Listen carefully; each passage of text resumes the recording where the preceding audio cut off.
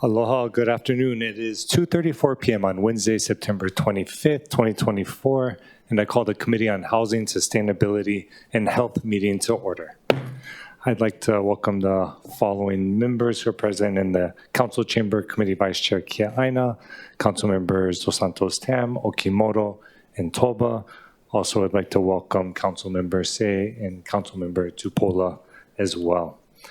Pursuant to Hawaii Revised Statute Section 92-3.7, this meeting will be conducted as a remote meeting by interactive conference technology with the following procedures in effect for the meeting. Members of the public will be allowed to provide oral testimony remotely or in person in the council chamber on all items on the agenda when each item is taken up. All persons who register to testify in person will be called upon first, followed by those who register to testify remotely. Persons who have not registered will be given an opportunity to testify following the registered testifiers. For those standing by remotely, please utilize the Zoom raise hand feature to indicate your desire to speak. For those joining by telephone only, please press *9 to indicate your desire to speak. I will identify you by the last 3 digits of your phone number. When your number is called, press *6 to unmute yourself when prompted. Before testifying, each person shall state their full name and will be limited to a 1-minute presentation on each item. HR Section 92-3.7 requires all votes at a remote meeting to be conducted by a roll call unless unanimous. I will first call for objections, and if there are any, I will call for a roll call vote. Don't believe we have any council members testifying online, or present online rather. Written testimonies, including the testifier's address, email address, and phone number, will be available to the public as described on the posted agenda. As a courtesy, please turn off all cell phones, and we'll go ahead and move to agenda item number 3. First, members, with the committee's indulgence, for action, Bill 41, 2024 addresses the administration of the public spay and neuter clinic for dogs and cats. Members, we have a posted CD1 to the bill. We also have a hand-carried CD1, OCS 2024-0874, submitted by Councilmember Tupola, who I'll defer to for the summary of the amendments. Thank you so much, Chair. First off, thank you for taking it out of order, and thank you to the committee members. The hand-carried proposed CD1 does a few things. First off, in Section 3 of the bill, it replaces chapter with article and also removes the last 2 sentences of the section authorizing the Director of Customer Services to prescribe forms in conformity with the chapter and stating that such forms and rules have the force and effect of law. Secondly, in Section 5 of the bill, we amend the effective date to July 1, 2025, which was agreed upon not only by Chair but also by the Department of Customer Services, that this would be a good time for us to implement it. And lastly, makes any miscellaneous and technical non-substantive amendments, which this hand-carried CD does incorporate that which was posted by Chair. Thank you so much. Mahalo for that. We also have the Director of Customer Services, Kimberly Hashiro. Director, I'll ask the committee if there are any questions for Director. If you could go ahead and come up, and we'll go first to Councilmember Tupola. Yeah, thank you so much. So, Director, just wanted to get your way in. We tried to incorporate everything you wanted as well as Chair. So how is this hand-carried CD1 looking for you and for your department? So thank you, Chair, Vice Chair, members, and Councilmember Tupola. So we have discussed this revision, and we are in support of these changes. We do appreciate the future implementation date and working with the Humane Society. We want to make sure that we're able to transition well and have enough lead time for this. Well, and for the benefit of the public and the members, they are in a contract right now. So Director does have to kind of work through that and any changes that might happen. So whatever is going to help your department to better implement it so that it can be successful, that's the goal. Correct. Thank you, Chair. Thank you. Appreciate that. Any other questions for the Director? I was going to ask, I might have missed it. So there are going to be rule changes that you'll be working on? Was that what I heard? Yes, so we'll work with the Humane Society in terms of a timeline, lead time, and working towards that next July implementation date. Okay, appreciate that. Thank you, Director. We'll go ahead and go to testimony. Seeing no other questions from the committee. I believe we only have registered in person on Bill 46. Is that correct, Madam Clerk? We have some for Bill 38 and 40. Okay, perfect. Good to know. So for Bill 41, having no in-person registered, anyone wishing to speak in chamber that's unregistered can come up. Ms. Young, did you want to testify on Bill 41? Aloha, City Council. Angela Melody Young testifying on behalf of ROAR, Rescue of Animal Rights. So in strong support of the Spay and Neuter Fund, so trap and neuter is the most effective long-term management strategy for the cat overpopulation crisis. Eradicating is not a viable management strategy because that causes cruelty. And so although the predator cats, they will mate with all the little kittens, the most effective way is what's called trap, neuter, and release, right, which is implemented from the Humane Society. So administratively, if it's as easy as possible to get something funded without having to go back to amend the administrative barrier, then Humane Society can work with its outreach partners in the community to work as efficiently and effectively as possible to manage the cat and kittens and puppies. Appreciate that. All for your testimony. See no questions for the testifier. Anyone else wishing to testify can come up. Seeing none, we'll go to online. Anyone wishing to testify can use the raise hand feature. And we do not have any registered remote testifiers, so we'll go ahead and close testimony. Members, is there any discussion before I make my recommendation on this item? Okay, seeing none, the chair is going to recommend that Bill 41, 2024 be amended to the CD1. And let me make sure the number is correct. The hand-carried OCS 2024-0874/9/23/2024. Any discussion, objections, or reservations? Seeing none, the bill's been amended, and the chair is going to recommend that Bill 41, 2024 CD1 be reported out for passage on third reading. Any discussion, objections, or reservations? Hearing none, so ordered. Mahalo members and mahalo director again for being here.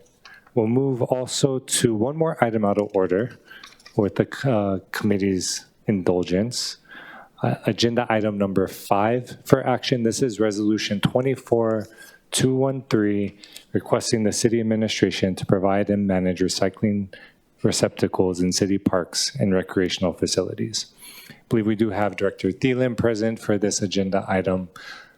And yeah, if you want to go ahead and come up. This was introduced by Chair Waters. I want to mahalo him for his efforts. And Director, I'll go ahead and turn it over to you if you have any comment or thoughts on the resolution. Okay, thank you, Chair Weyer and members of the committee.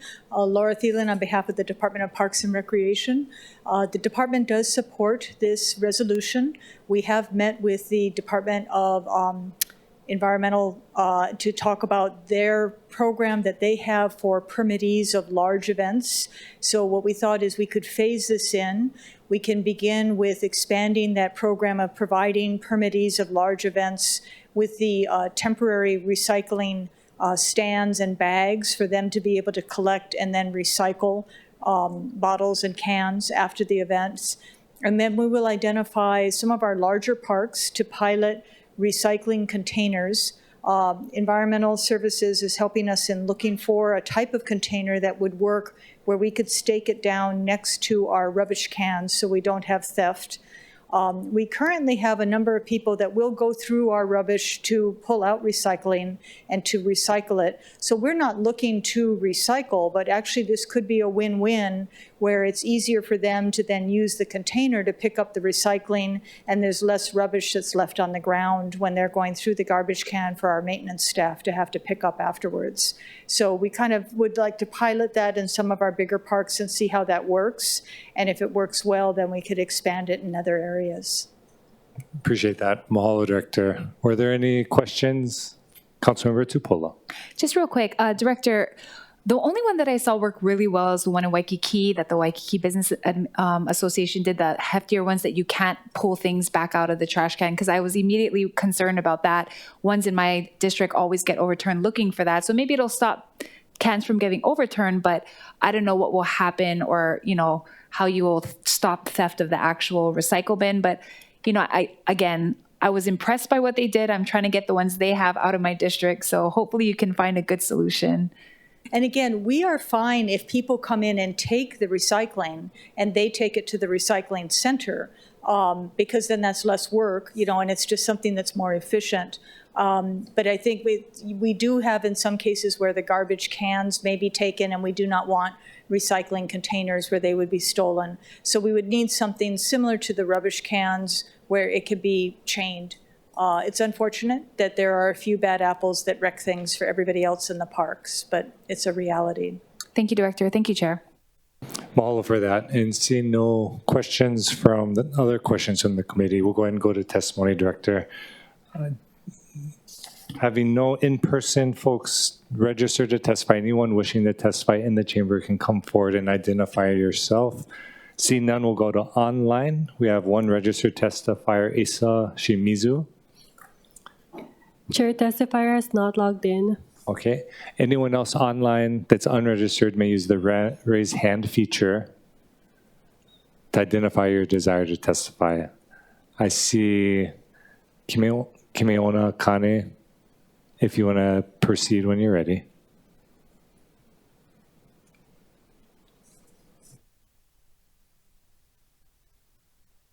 Mahalo, Chair, mahalo, committee members, and those that are participating. Kimeona Kane, Waimanalo, in support of this measure. I just have two comments to make. One, just to ensure that that given the circumstances of needing to implement new equipment, potentially, that the City Council recognizes their kuleana to budget appropriately for the Parks and Recs Department. And then secondarily, just ensuring that if and when these become available to the community, that there is some community outreach in regards to where the placement of these certain receptacles will be. In our community, some of the receptacles are out of the view, and so they turn into some larger trash piles that community members end up having to pick up. And so I would want to avoid some of that if we can have more conversation around that. Placement is important, but mahalo to the director and mahalo to you folks for considering this opportunity. I think the last thought, Chair, is just to question, where does our recyclables go? Most people don't realize that Hawaii doesn't have a recycling center that can reassess and take this equipment back, and we end up sending it offshore. So it'd be good to know what our kuleana is to that process as well. Mahalo, Chair. Yeah, mahalo, Chair Kane. Appreciate those sentiments. Maybe a good topic for info briefing as well, as we've also updated our composting bill last year, looking at recycling, composting, and other waste management on island. So appreciate those thoughts. Any questions from the committee? Seeing none, thank you again. We'll go to anyone else wishing to testify remotely. You can identify yourself with the raise hand feature. Seeing none, I see Ms. Young present in person. So we'll go back to in-person testimony if you want to go ahead and unmute and proceed when you're ready. Aloha, Angela Melody Young, testifying on behalf of CARES in strong support of the resolution. And so this is going to be with a focus on the climate action plan to reduce greenhouse gas emissions, as well as achieving environmentally friendly parks.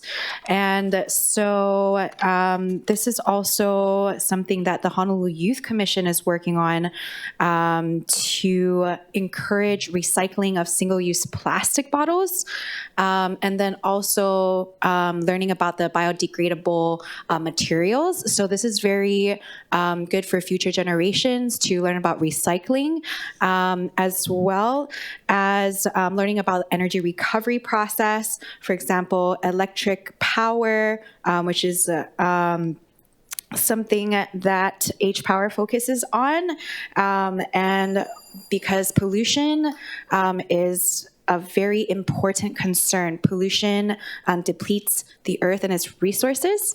And also for consideration, you can think about working with Bottles for College. Appreciate those Their thoughts. official state event partner. Oh, good to know. Appreciate the thoughts. And anyone else wishing to testify can come up.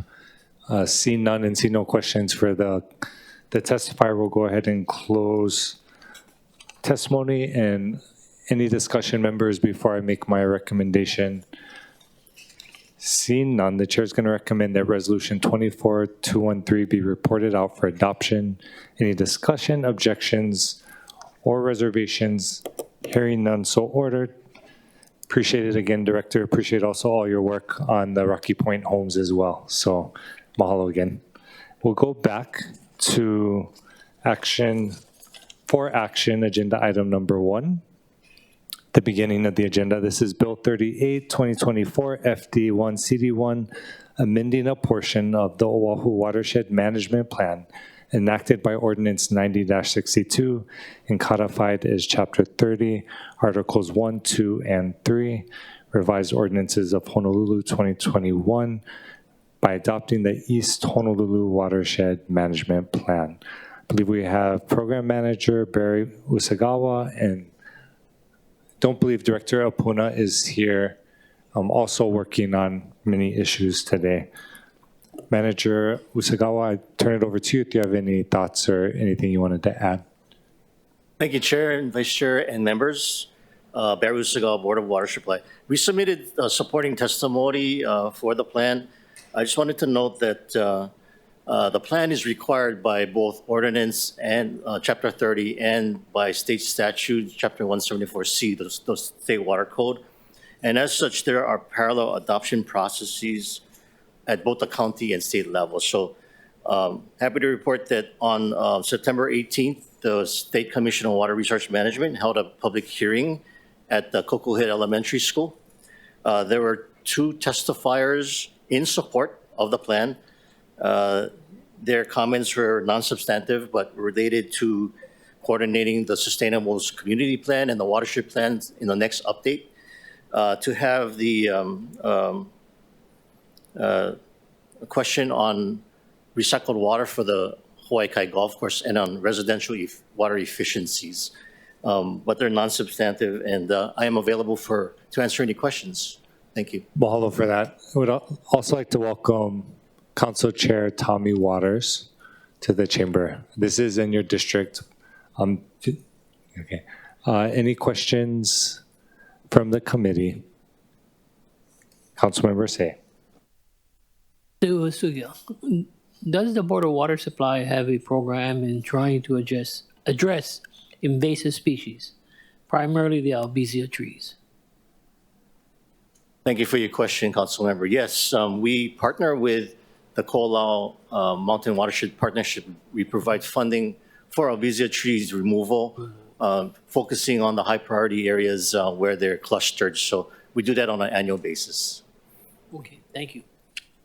Any other questions? I did have one question. I was just curious. So after this is complete, would the Central Oahu Watershed Management Plan be next, or is that kind of pending?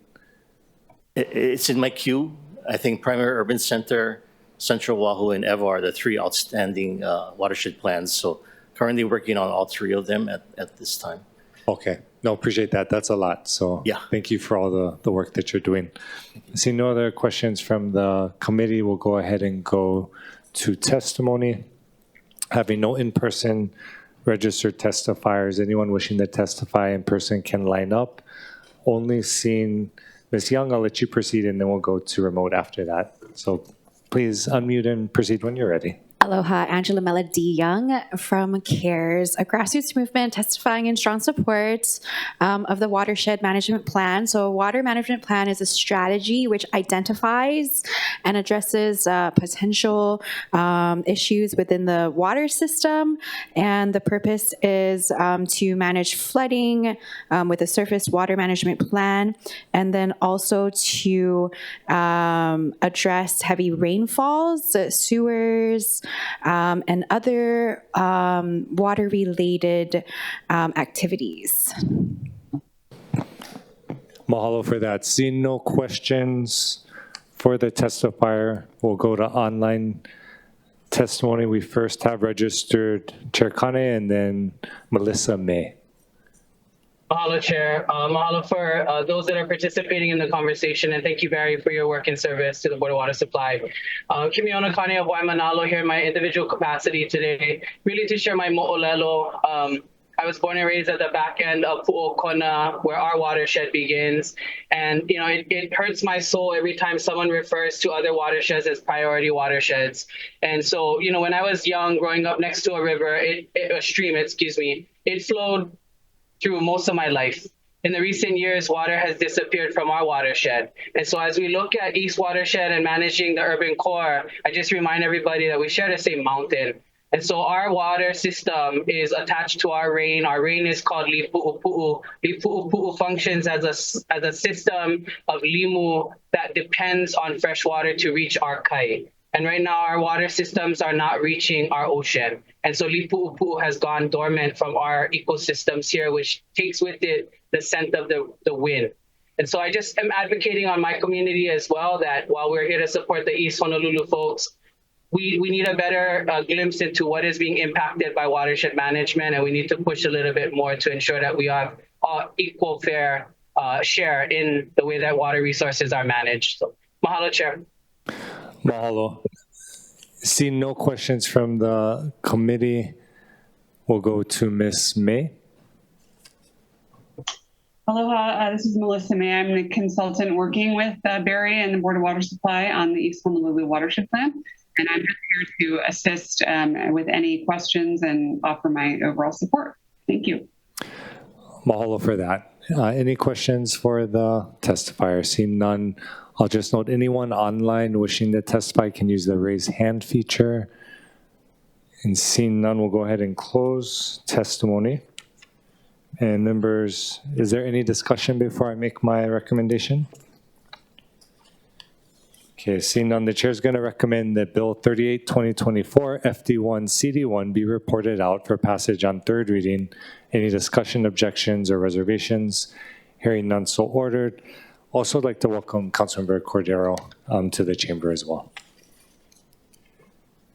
Okay, that brings us to agenda item number 2 for action, Bill 40, 2024, amending Ordinance 23-29 by adding solar energy storage and energy efficiency projects for multifamily dwellings and commercial buildings to the list of eligible projects for professional self-certification.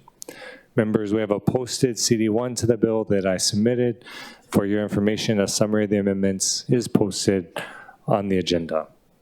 I don't believe we have Director Apuna. Oh, I see Deputy Director Gallagher. No. Okay, no comments. Were there any questions? If not, we can go ahead and go to testimony. Appreciate you being here today.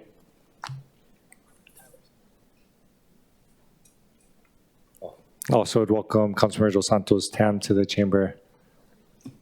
Thank you. Question, sorry. Yeah, actually, I did have a question about this bill and Deputy Director. You know, one of the issues that we've heard about from the solar industry, this isn't going to be resolved by this bill, but one of them is the issue with the materials and methods numbers, and I guess the combinations of different solar panels and batteries and things like that. And I guess each instance where there's a different panel that's connected to a different battery has a different material method number, and I guess that makes it very difficult for the solar installers to do the work, because I guess every combination needs some kind of special DPP approval. Has that issue been resolved? Are you familiar with that at all? Yes, I am familiar with that. Thank you, Council. Thank you for the question. So my understanding of how the MM numbers, or the materials and methods, was created was it was under the assumption that a lot of solar installation equipment would be similar. It would be same number of panels, same inverters connecting to an electrical panel. There's a controller, but a lot of it would be pretty similar. So if there was a submittal to DPP, they could review it one time. If it was approved, say you'd get a number. So DPP and whoever was installing equipment didn't have to go through the same plan review process over and over again. It's like, hey, you got an approved number, we've seen it before, it's all good, move forward to getting your permit. I think some of the issues that we've had with the numbers is it was what's considered options, where we would see plan submittals, like here's your electrical panel or solar panels, here's your inverters, but it's like, oh, here's an optional generator or an optional other equipment that we didn't know what was being submitted with that. And so if you're doing an electrical analysis, you know, say a licensed electrical engineer, it becomes kind of too large or too difficult to analyze. There's some good things with that we were trying to work with, but we have been able to make some progress within that process. There's two sides. One is residential, how you get a PV solar panel system improved on residential buildings, and there's one for commercial. The residential side is considered to be what we're considering far simpler. They're technically much smaller, far more direct in their installation and design. And we have made an improvement with the local PV industry recently, where we're no longer going to require an number. What they're going to install is what's considered site-specific, which is what Outer Island does. So every application that comes in for review is going to be, okay, this is the property, this is on your residential home, this is the connection, these are the panels, and then they're going to also submit what is a manufacturer's operations manual, various certifications, listings, and then that's going to help them get their permit through. They seemed happy with that. That was actually their suggestion to actually get away from the numbers. We're okay with it too, because yeah, there were issues with the MMs and it became confusing for both sides. Okay, great. Thank you for the very thorough answer. Mahalo for that. And could we also just get you to state your name for the record too, Deputy Director? Yeah, apologies. Yeah, Brian Gallagher, Deputy Director, DPP. Mahalo, appreciate that. Were there any other questions from the committee? Seeing none, we'll go ahead and go to testimony. With no in-person registered, anyone wishing to testify that's unregistered can come up. And seeing none, we'll go to online.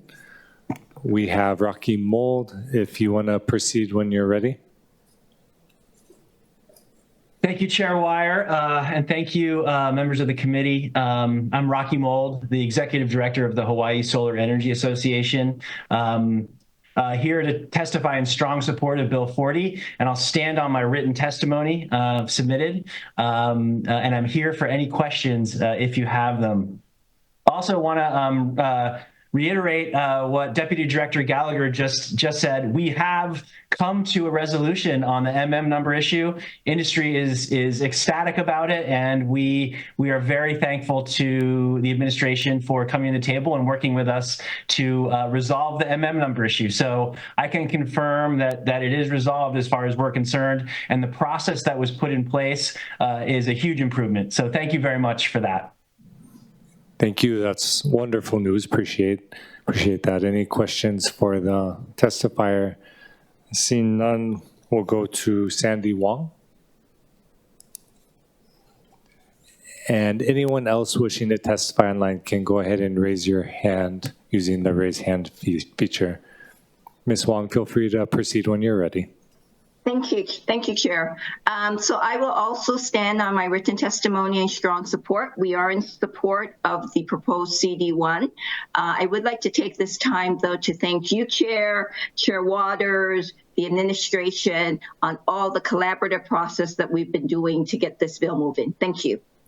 Thank you. Appreciate that. Seeing no questions from the committee, seeing no one else registered or raising their hand, we'll go ahead and close testimony. Members, any discussion before I make my recommendation?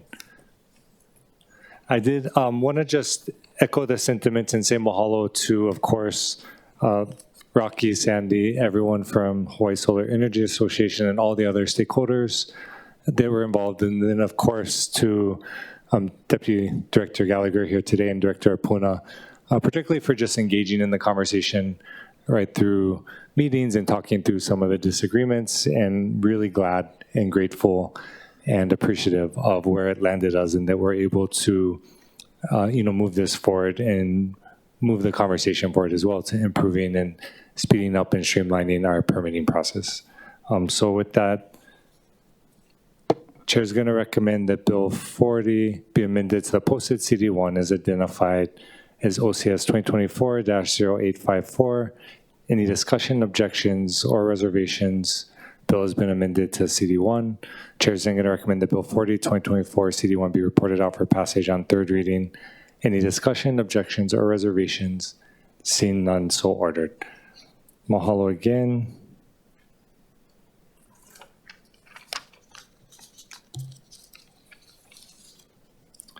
And then that will bring us to agenda item number 4.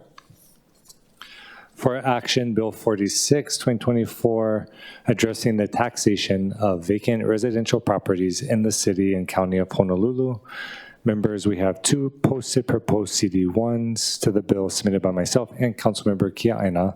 For your information, a summary of the amendments are posted on the agenda and the agenda addendum. I did want to also welcome Professor Robert Perkinson, who's here today, along with his American Studies class from the University of Hawaii, for participating in this process. And so could we give them a round of applause? Yeah. Councilmember Kiaina, did you want to explain the hand carried?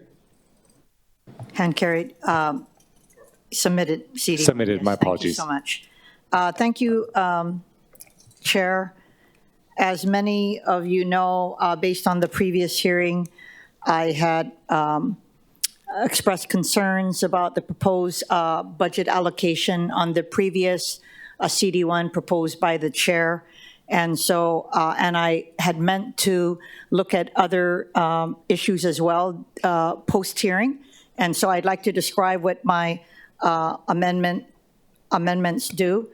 First off, it retains the original budget allocation for revenues under the Bill 46 as introduced, and it provides proper exemptions for homes that are legally occupied for at least 6 months out of the year, including properties classified or dedicated as long-term rentals for 12 consecutive months, for legally operated transient vacation units and bed and breakfast homes, and homes legally occupied by the owner, their unpaid guests, or their paid renters.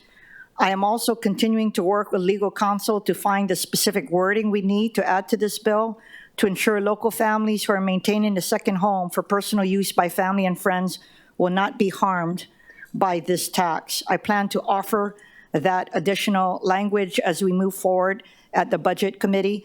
Chair, I did want to thank you for your leadership on this, as well as Chair Waters and Budget Chair Cordero, as well as the administration. I know various offices have put a lot of work into this, as well as all of the housing advocates who are in the audience today and online. I do feel that collectively we all support the underlying intent, as do I. I do believe in the areas where there are issues of concern. My hope is that we could potentially address it today so that we could move a bill out. That is my desire, to move a bill out, and any things that are not addressed, we could further refine them in the Budget Committee. I just wanted to state what my some of the exemptions I feel have to be, and of course, you've already know my concerns about the budget allocation, but I do want to do everything possible to move this bill forward. So thank you, Chair. Mahalo, Vice Chair, and appreciate those sentiments and the work that you've put in as well. And of course, echo those. Mahalo to Councilmember Cordero and then Chair Waters for all the work you're putting in to really address our housing crisis and making Hawaii more affordable. And so just to give a summary of the changes that we made, the main one and the posted CD we have is adjusting so that folks that have the homeowner occupant exemption only have to submit proof of that once and then don't have to repeat that annually. We do have Director Kawano here, I believe, from Budget and Fiscal Services. Members, were there any questions at this time? Otherwise, I'll go into testimony and then we can come back for more questions and discussion. Okay, seeing that, we'll go to in-person testimony.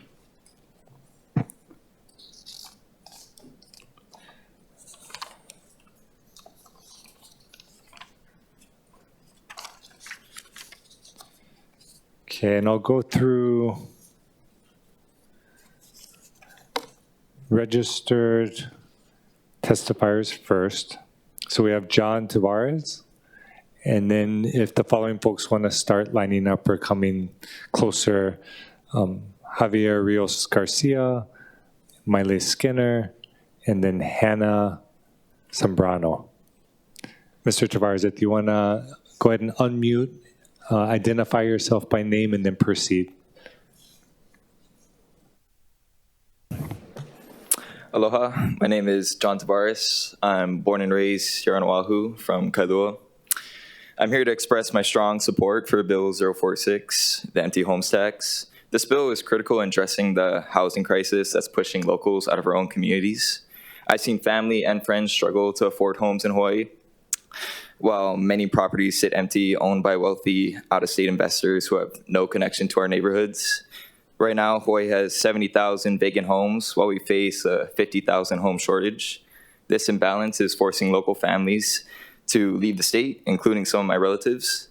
I love Hawaii, and I want to stay here to raise my future family, but I'm not exactly sure if that's even possible with the way things are going with the housing situation. Homeowners who can afford to leave properties empty should contribute to solving this crisis. And passing Bill 46 is about protecting our community. And I strongly urge the council to prioritize local residents over absentee owners. Thank you for listening to me. Mahalo. Any questions for the testifier? See none. Thank you for your testimony today. We'll go on to Javier Rios Garcia. Good afternoon, Chair and members. My name is Javier Omar Rios Garcia. I live in 44-118 ʻIKENΑKEA Drive, Kaneohe. I'm so grateful being in Professor Parkinson's class because I didn't know how much this would hit home. I was homeless for 2 years since 2020 September. And another date that I remember is when I came out of homelessness because of U.S. vets, May 8th, 2022. And I must say that it was such a blessing because I get to go to work, go to school, change careers, and get assisted by the VA in that sense.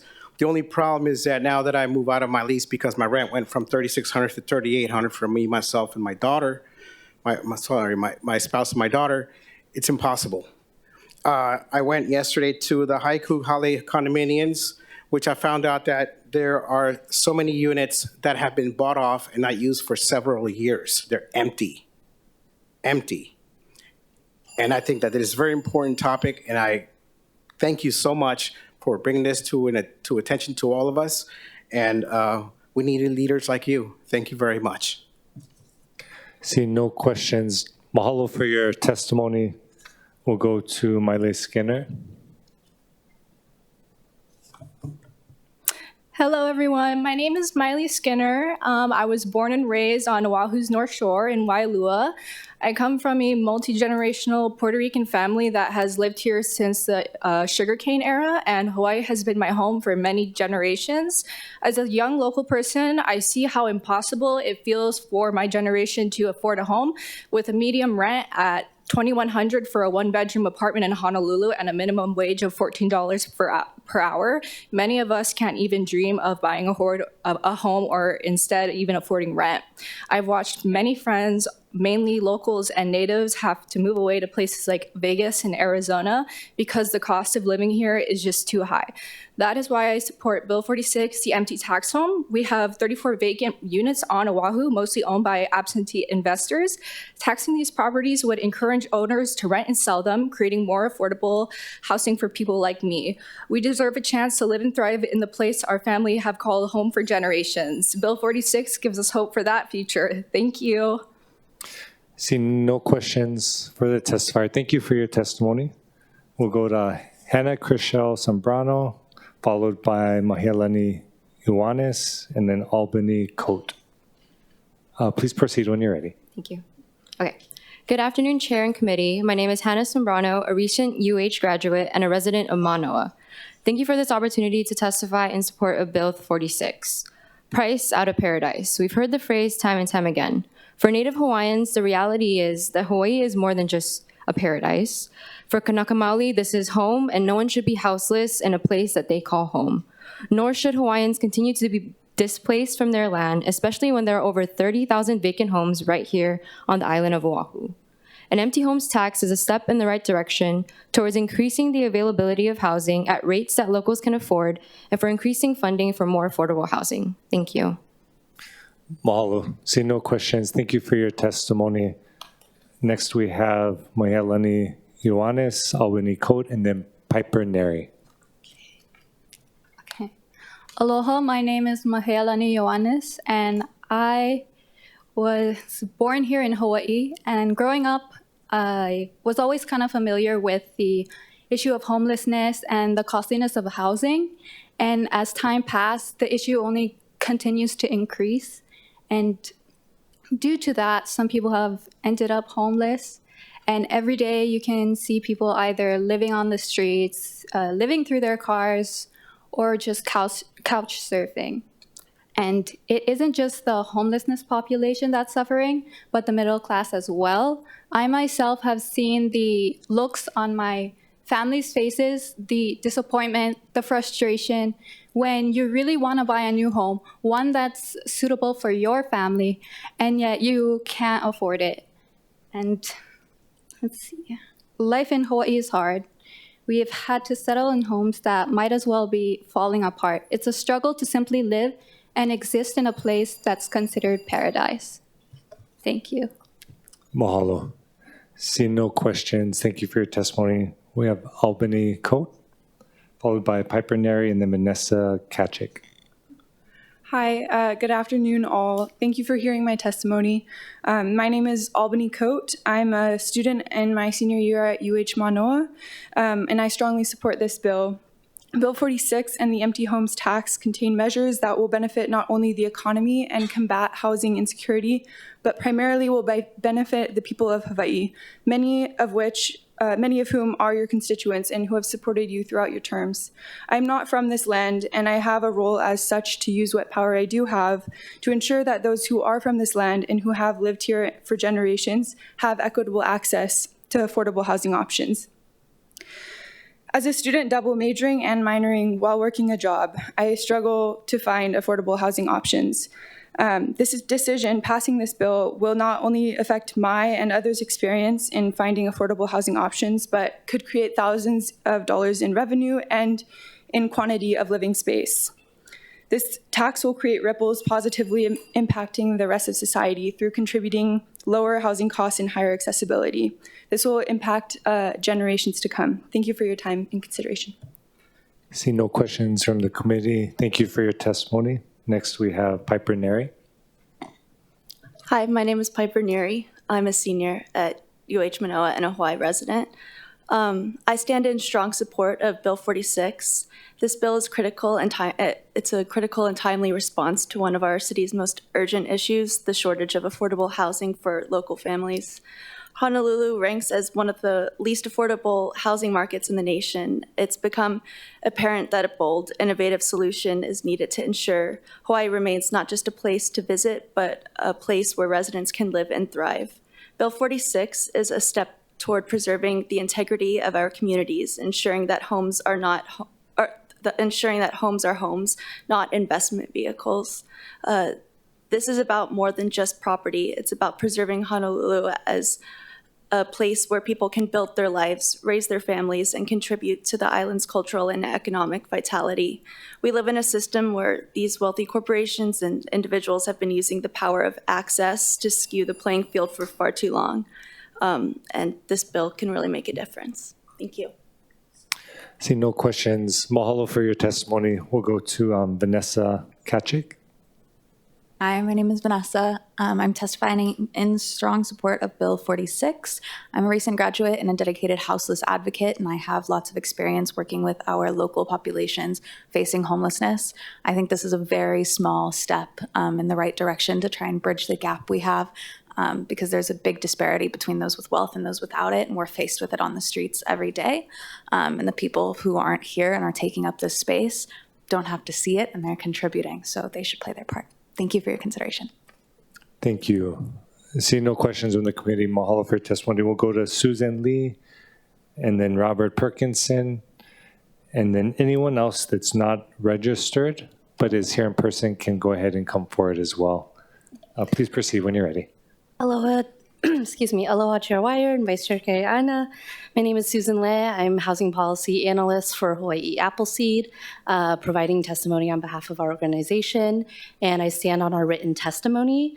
We've allowed investors to capitalize on Oahu's appreciating market for far too long without any sort of need for rental income, and that has created our vacant home situation that we see now.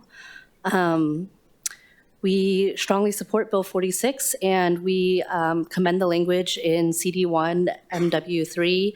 However, we do request that all funds be dedicated between the Affordable Housing Fund and Affordable Housing Initiatives, as in the language of CD1, MW3. And also, I appreciate Councilmember Kea'aina's explanation of her language for CD1, EK1.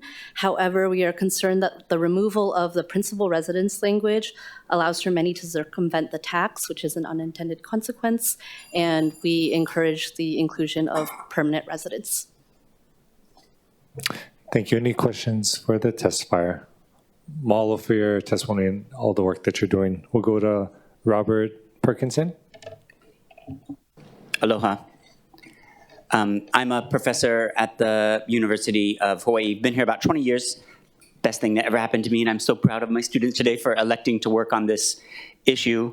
When I arrived, there was a housing crisis in Hawaii, and it's just gotten worse over the last 2 decades. It's a big problem that I know all of you have been working on that requires a lot of solutions: zoning reform, permitting expedition, parking requirements, money for new housing, and so many more kind of solutions that need to be part of to meet a challenge of this scale.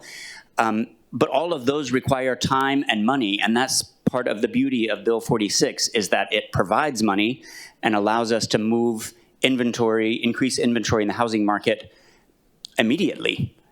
And that's kind of amazing. My worry is that, you know, enforcement and implementation and the exceptions could be kind of complicated, but I implore you, please do not let this die in the thicket of debate. It's too important, and I think getting a meaningful tax passed will be something you can all be proud of, we can all be proud of for our whole careers. Thank you.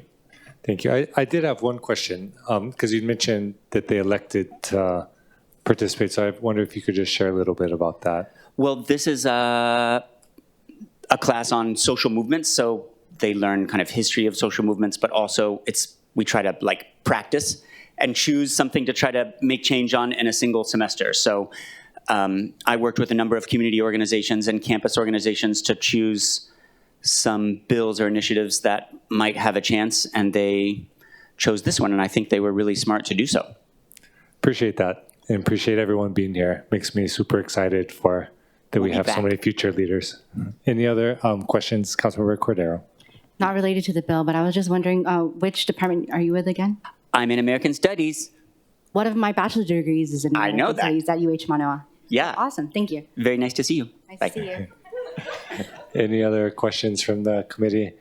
Seeing none, we'll go to unregistered testifiers. Ben, if you want to go ahead and identify yourself and proceed when you're ready. Sure. Ben Sadowski with Unite Here Local 5. And thank you, Chair Weyer, Vice Chair Kea'aina, and council members. You know, I'm here today with a number of our members. We came directly from the picket line. As many of you know, Local 5 is on strike now at the Hilton Hawaiian Village. We had a strike a few weeks ago affecting other hotels. And, you know, one of the big reasons that we need to go on strike and fight for better wages and all of that, and better workload, or better staffing, is because of the cost of living, because it's so hard for people to get by here, and because housing is such a huge component of that, and it has become so unaffordable. We want to make sure that, you know, we have a Hawaii, you know, that works not only for our families now, but for our future generations, that we have housing that people can actually afford to live in future generations. You know, in a recent survey of our members, 57% said that they spend more than half their income on housing, and another 30% said they spend between a quarter and a half their income on housing. And this is a situation that's got to change. We can't change it just by continuing to try to get wage increases. We need other things as well. And I think that Bill 46 is a step in the right direction in trying to get rid of or try to disincentivize people from, speculating on homes and leaving them empty instead of, allowing people to live in them. And so we're here to support Bill 46, and thank you very much. Thank you. Any questions? Seeing Mahalo for your testimony. Anyone else wishing to testify can come up, identify yourself, and proceed when you're ready. Hello, council members. My name is Kenshiro Krolubak. I work at the Hilton Hawaiian Village. I've been working there 11 years now. And like he said, we're on strike because we want to get better wages to be ahead. Because, I'm from Palau. I came here in 2008. And I will start renting the house like 1,200. So I've been struggling until now. I never stopped working. I've been working, so I've been paying my tax and all that. But I'm supporting the Bill 46 because this is why. Because the working people, the working class people, they're working hard. But the landowners, they keep raising their rent. But us, the wages still are low. So that's why we're fighting for a better wages so we can be ahead. We can, because our rent is different than the electric bills, water bills, and they keep putting it up there. So that's why we're supporting Bill 46, and thank you so much. Aloha. Yeah. See no questions from the committee. Thank you for your testimony, from you and everyone from Local 5 that is taking time to come down during the action that's going on to testify. If you want to identify yourself and proceed when you're ready. Good afternoon, everyone. My name is Mirna Mariano. I'm from the Philippines. And ever since I came here in Hawaii, I've been struggling with the rent. So for now, I don't have anything to say more, but to support the Bill 46. Thank you. Thank you. Mahalo for that. Anyone else in person wishing to testify can come forward. We'll end with Ms. Soon and then go to online. Mahalo for being here. Aloha, Chair Weyer, members of the committee and the council with full room today. I think it's a testament to how important this issue has been for this entire body. And I think folks have already really stated the problems and the challenges that our community has better than I can. So I just want to jump in to talk a little bit about strong support, not only for Bill 46, but also for the CD1 presented by Councilmember Weyer. I can appreciate wanting to address the needs for housing for folks that are leaving. Obviously, we know there's 108 folks leaving Hawaii every single day. That's serious. And we know from the UHERO study that the majority of that is for houses that are 100 to 140 AMI, but that doesn't necessarily mean that we have to only build houses at that level. In fact, the demand for folks who continue to stay here in Hawaii is at 80% AMI and below. Just in terms of numbers from our housing gap study, approximately 1,700 units are needed at that 120 to 140 level. Compare that to about 9,000 units that are needed at the 60% AMI and below level. So I think that that's part of why I want to continue to really stress and support and appreciate the CD1. If I could just go briefly, Mahalo, Chair. Put another way, we essentially need 5 times more housing at the 60% AMI level than we do at the higher levels. And so I just want to continue to not lose sight. I know that this is only one measure of a number of things that this council is doing to try to add more units into our community, but this measure can be really critical. Even if only 20% of the units that are vacant get moved back into use by our families as intended as housing, that could close the gap as much as by 30% of our need. That's a really big deal. And that's thousands of more families that can continue to live here in Hawaii. Other jurisdictions have dedicated 100% of their revenue from empty homes tax, Vancouver, et cetera. I understand that there's a lot of reasonable reasons why this council has to look at the entire budget, but I just want to continue to encourage this council to consider even some amount that ensures that the revenue that's being generated is going to go towards building homes for our community. So mahalo nui to the committee, mahalo nui Chair Waters, Chair Weyer, kalamai. Mahalo. Any questions from the committee? Seeing none. Anyone else in person wishing to testify can come up as well. The mic is on, so you can identify yourself and proceed when you're ready. Okay, hi. My name is Crystal. I actually got freshly picked off the picket line striking for Hilton. The reason why I am coming up here really nervous and not appropriately dressed is because I am a single mom. I have a disabled son that is already 23, and I have a daughter that's 14. I live in the probably ward area. I'm very blessed. I live in an affordable property, Kamakee Vista. I love where I live, but it's growing, and there's a lot of $1.3 million homes. And I can't afford it anymore. The more a building gets built, the more my rent increases with a deposit. And every year, there's a new building built, which is fine. But for instance, like Weyer is not fully even housed with people. So long story short, I live it. I'm a single parent. I work very hard. I'm striking with Hilton, but it's still not enough. So I hope you folks can really take a look at the Bill 46 for our community and our local people. Thank you. Thank you. Seeing no questions from the committee. Anyone else wishing to testify in person? Ms. Young, were you going to testify on this item? Okay, Malo, the mic is on so you can identify yourself and proceed when you're ready. Aloha, Angela Melody Young, testifying on behalf of CARES, priced out of paradise. So because we care about the future generations, if they'll be able to own a home, if they'll be able to reach financial literacy at an early stage in life, we should strongly support this resolution. So from the 2024 study listed, as the data point reads, Hawaii is the lowest in the international market for homeownership in the English-speaking world.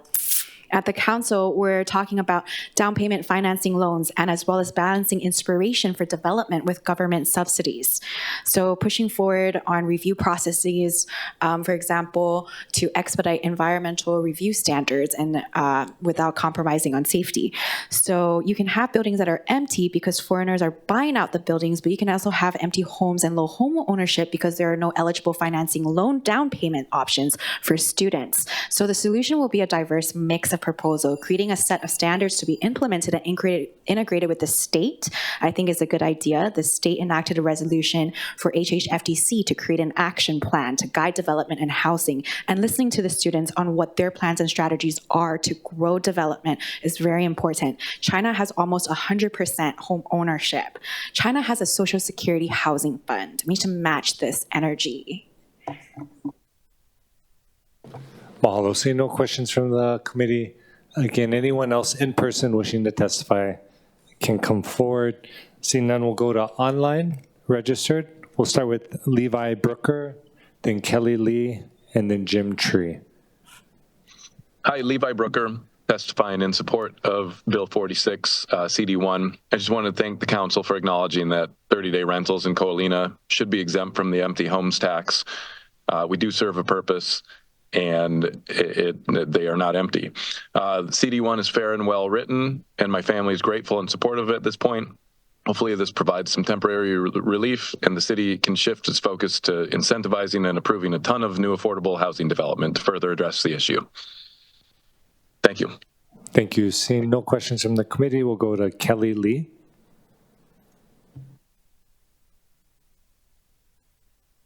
Aloha, Chair, Vice Chair, and members of the committee.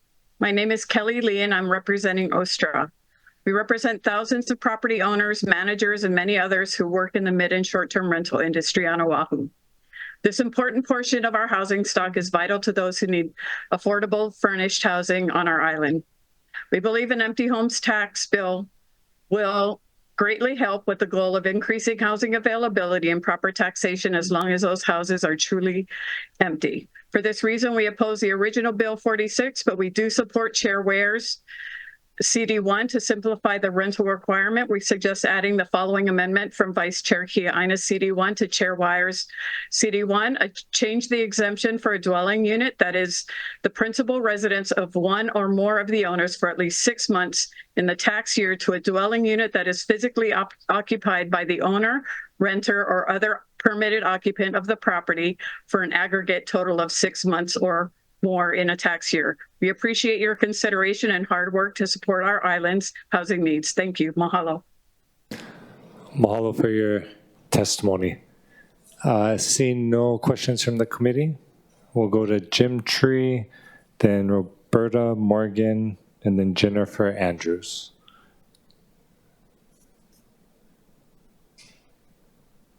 Thank you. To be frank, I almost had a heart attack when I saw that OSTRA was supporting the empty homes tax. You've built a consensus, and among the community almost, there's not too many people left, as long as it's truly an empty homes tax and not a tax on homes that are occupied, but only occupied by certain classes of individuals. Chairman, in your version, your first two exemptions would require the home to be occupied by a principal residence to be able to count for the 6 months. And if there wasn't a principal residence in the place, even though there was a student going to UH Manoa who didn't plan on having that be their principal residence, and principal residence is defined as a person that when they're absent from the place, they intend to return there with the intent to reside. And a person can only have one primary residence. So now a Hawaii owner owns rentals that they rent out to students, but the students isn't their primary residence, so they get slapped with the empty homes tax, so you can't rent to students any longer. That hurts Hawaii. That hurts Hawaii residents. That hurts people with second homes. I have a friend that inherited a home from his parents when they died. He's got 5 children that had to move to the mainland because of the housing crisis and not being able to afford Hawaii, but they still visit home.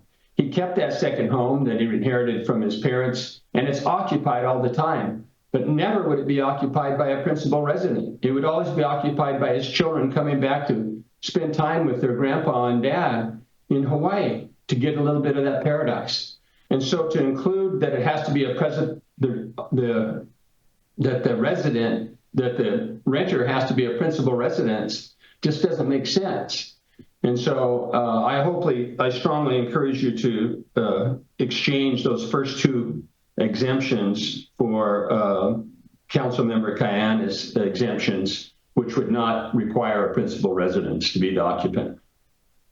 The second one, Councilmember, is a little confusing, and maybe the wording is such that you didn't intend it to be a principal residence. It says that dwelling unit is the principal residence of a renter or other permitted occupant. So does that mean that the permitted occupant also has to be a principal residence? I think that's a reasonable interpretation, but it's ambiguous. And so if it's not meant to be that way, maybe that wording could be changed. The dwelling unit is the principal residence, or if not a principal resident, then it must be a permitted occupant, to make it clear that principal residence doesn't apply to both renter and permitted occupant. Thank you. Thank you. Any questions for the testifier? I'll just share, because I know you're testifying, but just to kind of talk through some of the items you brought up for thought. So I think the intention of the definition of permitted occupant was mainly to acknowledge that you may have a renter, or you may also have someone residing there, like family, or, say your kids or your parents or whatnot, that maybe aren't paying rent or any type of consideration for the property, but they're still a permitted occupant in the sense that if the place is being used for housing, it's still exempt from the tax. And then secondly, on the principal residence, I think the intention was to acknowledge that, particularly if someone's on Oahu, which is why we added in the documentation that could relate to employment or education on Oahu, that their principal residence would be somewhere that they're dwelling, right, using as that main address for documentation purposes where they intend to come back to. Just wanted to share those and maybe give you an opportunity to give some more feedback. So I'll just ask Mr. Tree if you had any thoughts on that or wanted to digest it. And of course, we can talk about it later. Yeah, I'd like to. Thank you very much. I appreciate that input. And I kind of thought maybe that was the purpose behind that second one, that it could be either a principal residence or a permitted occupant. But I spent several years working as a city attorney for this council, drafting land use ordinances and reviewing them. And I would say this language is ambiguous because it could mean either one of those. The principal residence could apply to both renter and permitted occupant, or it might be they're two separate things. So I think there needs to be some language there to clearly show that it's two separate and either one of those is fine. And then that would be great on the second one. On the first one, I think we have the same situation where we have an owner that may not be a principal resident. For example, somebody that comes from Maui to visit a second home on Oahu, and he's staying there for a substantial period of time, but it's not his principal residence. So to me, the idea is, and the purpose of the bill is to make sure there's no empty homes, because that drives up prices. It's ineffective. And so, but if it's being occupied, being used, that's a different story. Then maybe at some point we have a residential B category. It's a little bit higher for those people that it's not their primary residence, but we don't hit them with the empty homes tax. Well, I'll appreciate that feedback. Councilmember Cordero, I believe, has a question as well. Thank you, Chair. Mr. Tree, I just wanted to know, I'm looking at three different versions right now. Which one were you referring to? I was referring to the CD1 MW3. Okay, thank you very much. Thank you, Chair. Yeah. Thank you. And I believe that is actually probably the same definition in the prior CD as well. Yeah. Mahalo, Mr. Tracy. No other questions from the committee. We'll go to Roberta Morgan, followed by Jennifer Andrews, followed by Natalie Awasa. Thank you, Chairman. This is the first time I've ever testified in public, so I'm a little bit nervous, but I also appreciate some of the revisions that have been made, especially the one about changing the principal resident to just occupied by the certain classes of people that are allowed. And part of that is that I grew up in California, and I would like nothing more than to have Hawaii be my full-time home. But because of business and family issues, I'm not able to do that right now. But as I tell everyone that asks, I spend more time at my home in Hawaii than I do any place else. So I am probably there 6 months out of the year, but some years maybe it's a little bit less. So I would hate to get hit with a big tax when I'm just not able to be here.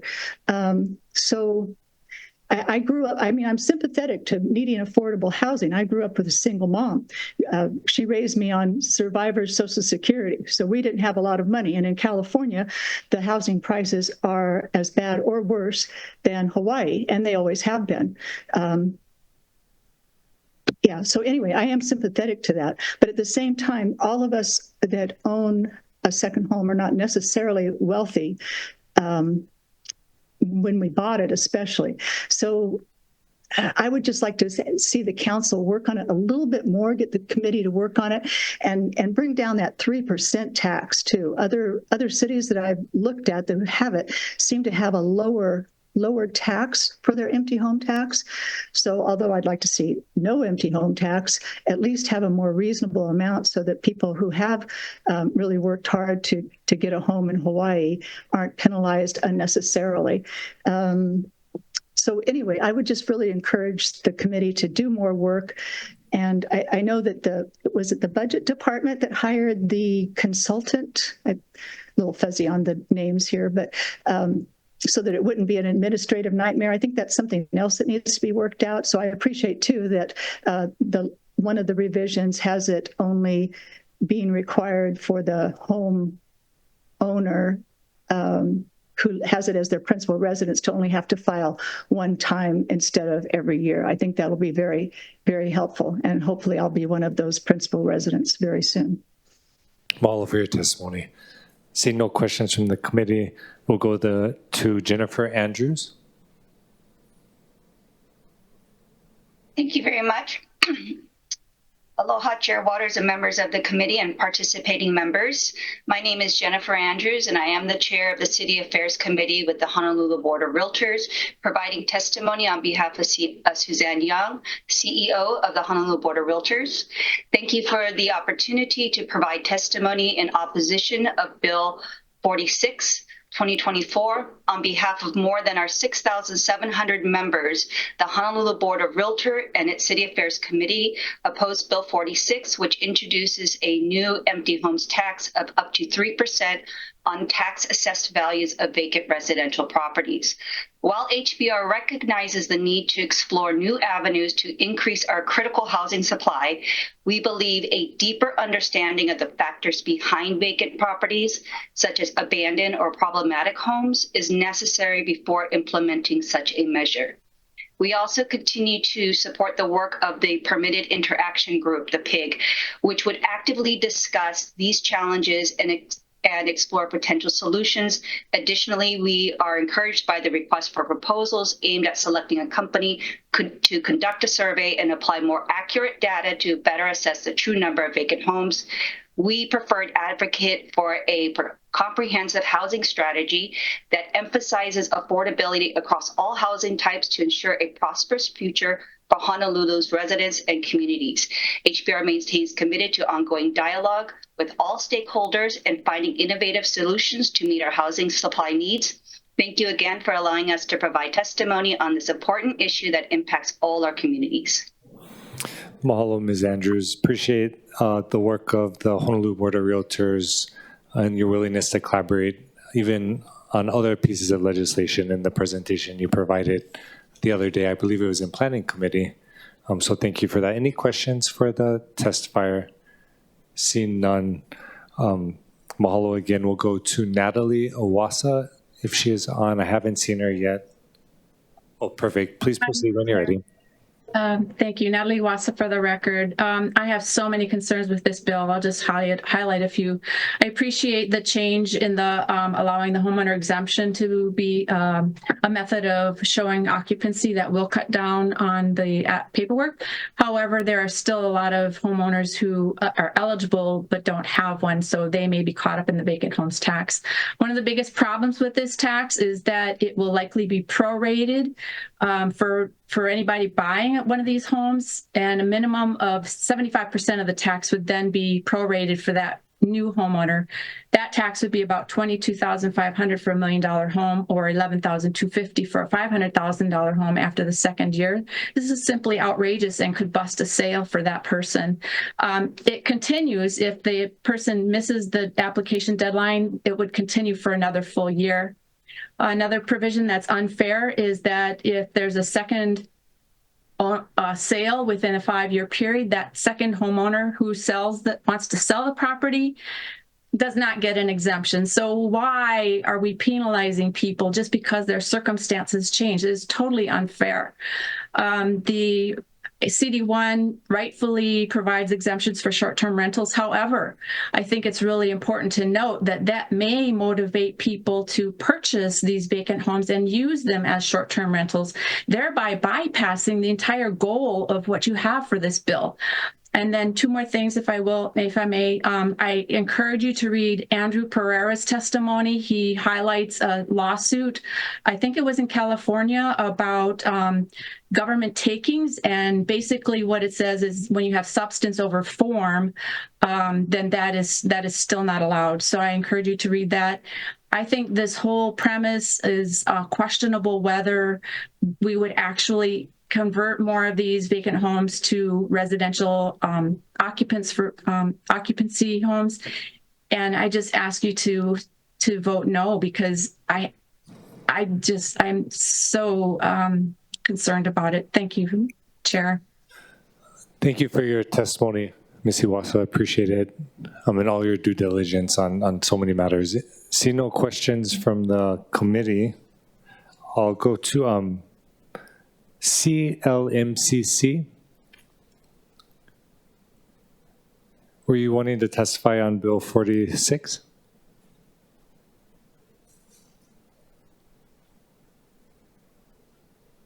Perfect. If you want to go ahead and if you're able to unmute, I don't hear you at the moment, but I don't see the mute button on, so I'm not sure if we're able to receive your audio. And if you want to try to work on it, I'm going to read through the remaining names that I don't believe are logged in yet, but were registered. And so while you work on that, we'll come back to you again.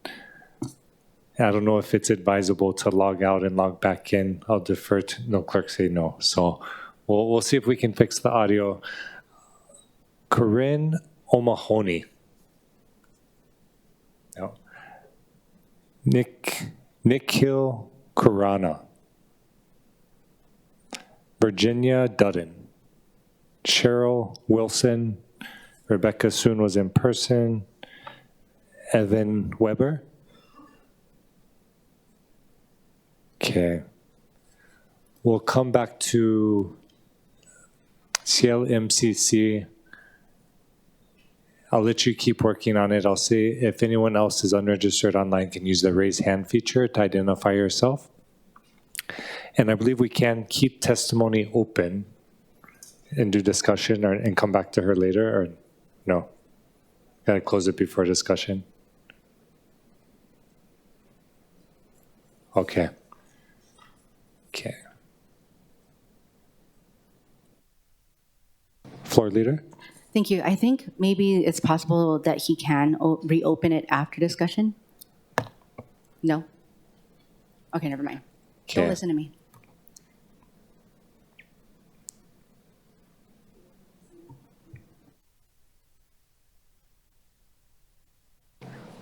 Okay. Due to the audio issues, floor leader, were you going to say something? Okay.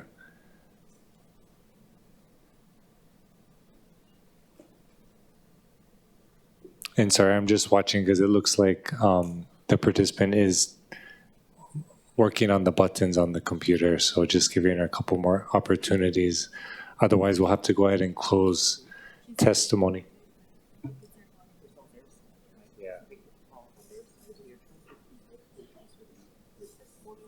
Yeah, but we'll just have.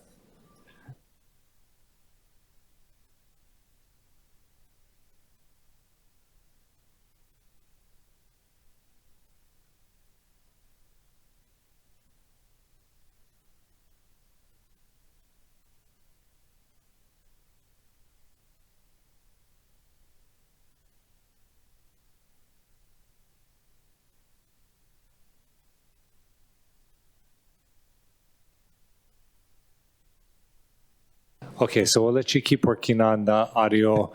Confirm that it isn't on our side. So I'm not sure if there is a microphone or some type of update you can do on your end to make the audio function. But we're still here, no rush, if you want to take a look at it. And we'll open it up. I know we have Director Kawano here. And is Housing Director here on this measure as well? Oh, perfect. So we have any questions that folks would like to ask Councilmember Okimoto? Me first? Okay. You're the first hand I saw. Okay. And I'm not sure if it's going to, it might be both of you, or either, if I could get either Director Kawano or Director Matsubara. I just had a couple of questions, and I'm not sure who to direct them to. But in hearing the testimonies that were shared earlier, there was a lot of concern with the vacant homes bought by outside investors. And I know that's a concern for most residents here. I was wondering if we had statistics if possible, how do we know which homes are from outside investors versus those that are owned locally? Because I do have concerns that this would penalize local families that have either worked hard or have inherited through their families, hard work. That's the first question. Second was, do we have any information on what this would generate? What kind of revenue would this generate if we did, which we have to answer the first question, how many vacant homes are there? What kind of revenue would this generate for the city if this tax went through? Housing Committee Chair Weyer, Honorable Council Members, Andy Kawana, Director of Budget and Fiscal Services. So we've engaged Ernst & Young to do a study, and one of the deliverables that Ernst & Young LLP will provide is a list of tax map keys that could be potentially empty homes, and we would be able to use that information to come up with probably better revenue estimates, because right now we don't really have any, but there is, it could be, there's a broad range from what we've studied with regard to other U.S. cities. It can be from $10 million to up to $50 million, in that kind of range, and even more depending on how the program is set up. But there would be no way to decipher whether it's an outside investor versus a local family. Is there a way to do that? It's not, we could use address, but it's not, that's not 100% guarantee, because people, homeowners may use CPAs and other advisors that have mainland addresses, and sometimes they put the address, on the mailing address into the system so that the CPA or advisor attorney receives the information. But I think for the most part, we could start there. Okay. It's not perfect, but it'll give us some But not guidance. certain. Okay. Yeah. And then other measures we've had you come before us, and one concern was that it would then require you to have bodies or positions that would need to be filled to do this work. You put out some numbers out there, but you're not sure. Would the revenue generated be able to cover the cost of doing the administrative services or duties and whatever else that you would need to then gather the data and then process? Yeah, we'd like to provide more input on that. Right now, the draft bills show 5% of the revenues to be used for administrative support. We may hire people, we may outsource some of it if allowed, but yeah, we really don't have our hands around the costs yet, and how we're going to structure the new BFS division to administer the program. I think we need to do a little more study on that to determine cost. In its current form, though, your current department would not be able to take this on with what you have currently? No. Okay. Yeah. Okay, they thank wouldn't you, be able to do Director. it, yeah. Thank you, Chair. Vice Chair Kia-Aina. Thank you, Chair. For the administration, and I probably would like comments from both directors. As you know, my amendment is twofold. First, it strikes out the budget allocations to give the administration the greatest flexibility to be able to provide funding for homelessness, affordable housing, or to offset some of the other RPT bills that are moving forward. Second, all of my proposals deal with addressing the concerns of local families, and I'm not going to lay them out, but I just want to make sure for everyone listening why I'm doing it, because a lot of legal short-term rental owners are local families. The only difference between mine and the chair's is that mine is aggregate versus consecutive, because that is the nature of short-term rentals. And of course, the others also address it. But I want to ask you before I go into funding, what is your position with regard to my proposal to go back to the original language that was proposed by Chair Waters and Councilmember Cordero with regard to the budget allocation?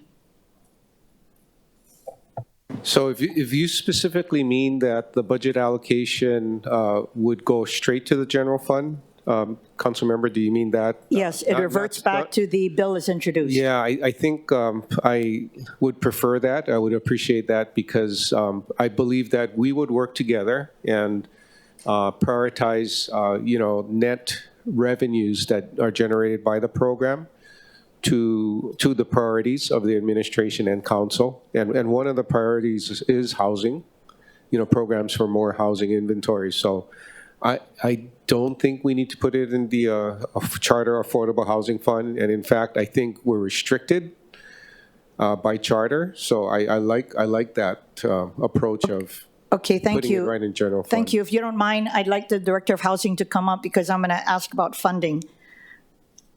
Just with regard to this year's funding, we allocated in the budget on top of the administration's proposal $50 million for affordable housing in the CIP budget, and of course $25 million for the Community Revitalization Initiative, which is largely to help with homeless projects. But, to address the concerns by many who feel that there's inadequate funding, can you give me an overview of the state of affairs of city affordable housing and homelessness funding? That's the first part of the question. And second, in concert with the estimated funding that we get from the state on top of that, what do you believe the magnitude is? So answer that question. And then also I wanted your own opinion. I know you're going to defer to BFS, what you believe, what is your position on my proposal to revert it back to the general fund? Good afternoon, Housing Chair, members of the City Council, Denise Seri Matsubar for the Office of Housing. Thank you for the question. So the order of magnitude is, I want to first begin by recognizing the testimonies and the dire need for subsidies at the lower levels, AMI levels, because there's a definite need, there's a recognized need for that. But I also want to share that we have to understand where projected demand is going to be in terms of population growth and demand for housing. And that's going to be more at the higher income levels. The preliminary projections from our housing consultant that the city hired will show that next month, and they show no new net growth for lower income levels, although there is a recognizable need. In terms of answering your question, Councilmember Kia-Aina, the funding in terms of what the city has dedicated in terms of CIP funds for housing and homelessness in the order of magnitude for fiscal year 25 was over $104 million altogether collectively for affordable housing. It's $50 million in affordable housing, $22.8 million in the Affordable Housing Fund itself, and $25 million in community revitalization funds. There's other smaller funds, but those are the big buckets. And the year before that, prior year, there was $260 million in CIP funds dedicated for affordable housing and a total of $55 million dedicated to homeless funds. So there is a lot of funding being dedicated in terms of CIP funds for affordable housing and homelessness. Now, you mentioned the state's contribution. Well, the biggest program by far across the nation is the Low-Income Housing Tax Credit Program. And just in the last year's award for low-income housing tax credit projects, the combination between the state and the city was close to $500 million. So just in private activity bonds alone, there's about $330 million in private activity bonds, $145 million in rental housing revolving funds, and about $30 million in low-income housing tax credits. That doesn't even count our affordable housing fund. So what I'm trying to illustrate is there is a lot of funding going towards low-income housing and rentals. And what the projections for demand is going to be, it's going to show that we need to do more for home ownership and kind of balance that out, because the demand for home ownership right now is almost split, almost half and half for rent and for home ownership. The other thing that our housing consultants have done is examine the production pipeline And there seems to be a robust pipeline for low-income housing tax credit projects. Last year's award was to support, I believe, 1,700 units, close to 1,700 units. And that has kind of been the average, anywhere from 12 to 15 to 1,700 units a year because of the LIHTC program. I can't say the same for home ownership. So there's just some things, some points to bear in mind. Sure, and this is my last question, Chair. Last question is, how much funding was unspent in the category of homelessness and affordable housing, just hypothetically, maybe in the last year? Unspent. I couldn't really give you a firm answer on that because the departments responsible for the funding have to still assess and report back to us. I believe we want to come back to this body next month to give you an update on CIP. But right now, it's looking like a good portion of the fiscal year 24 funds, I would say close to half, have a potential lapse, but we have to see because there's still some time left. And then it's too early to tell, I think, for fiscal year 25 with the 2-year mark on it. Okay. Anyway, thank you, Chair. Thank you. What was the number for the operating budget? I'm sorry, I gave CIP figures more. Well, why was that? The CIP figures that were dedicated to affordable housing. Yeah, but if we're talking about how much money in the operating budget goes to housing and homelessness, that's what the allocation is for, right? The numbers I referenced was for CIP. Well, I'm talking about since we're having a discussion on Bill 46, which is specifically allocating general fund money, and I know Vice Chair was bringing up how there's funds put forward, particularly state funds, right? That's a part of the, was it Ohana zones or, the different allocations that we get. So I'm just curious, what is the operating budget allocation for housing and homelessness? So the operating funds, most of it would come from DCS, so I don't have those numbers. Okay. I can just tell you because we don't operate programs for the Office of Housing. Okay.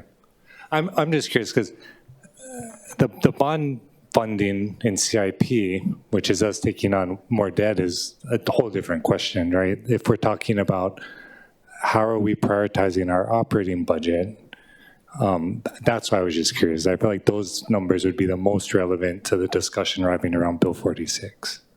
So in terms of support for housing and homelessness, the biggest portion of the funding that I've seen has all been CIP. I see. I don't think we can dedicate $500 million in operating funds. I haven't seen it for programs yet. So maybe not too much in operating funds. Well, I don't want to put words in your mouth. I know you said DCS and other departments would have to look. Appreciate that. I did have a quick question for Director Kawano.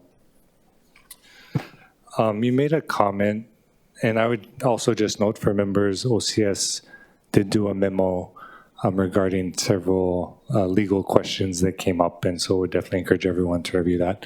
You made a comment earlier, I just wanted to make sure I understood about it being impermissible to allocate funds to the Affordable Housing Fund. I just wanted to get a better understanding of what you meant by that. Yeah, well, my understanding is that if we were plan to increase funds going to the Charter Affordable Housing Fund, we'd have to do it through charter amendment. That's my understanding. What do you base that understanding on? Discussions with CORE. Okay.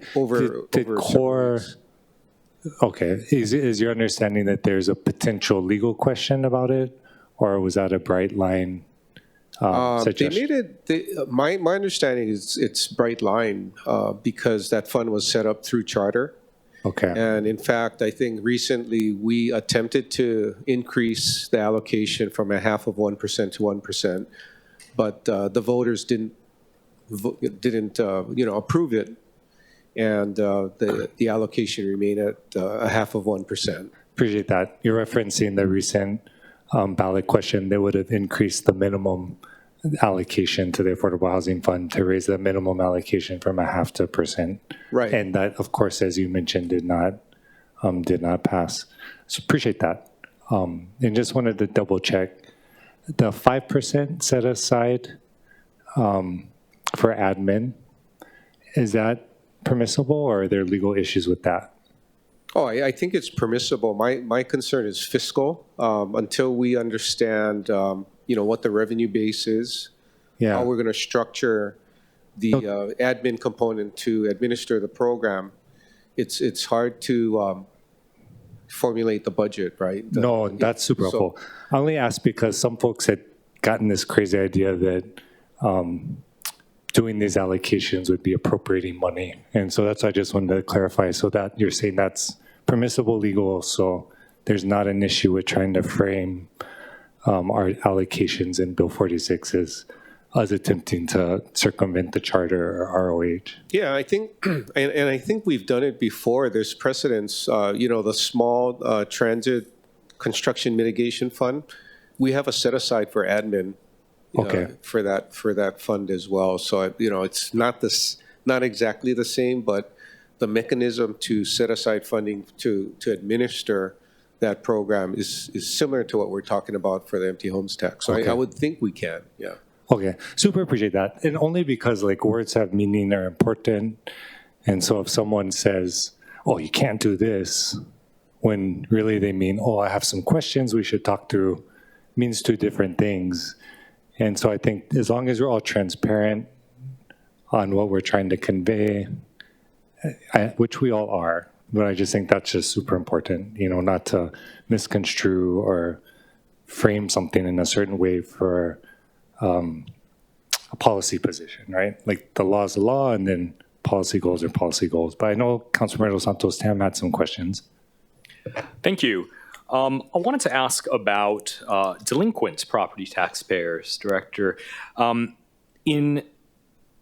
First of all, what percentage of property taxpayers are delinquent at any given time? Do you have a rough sense? It's very close to zero because of the paramount lien that's on the property as soon as the bill goes out. So, for instance, the last fiscal year, I think there were hundreds of delinquent property tax dollars owed by different owners.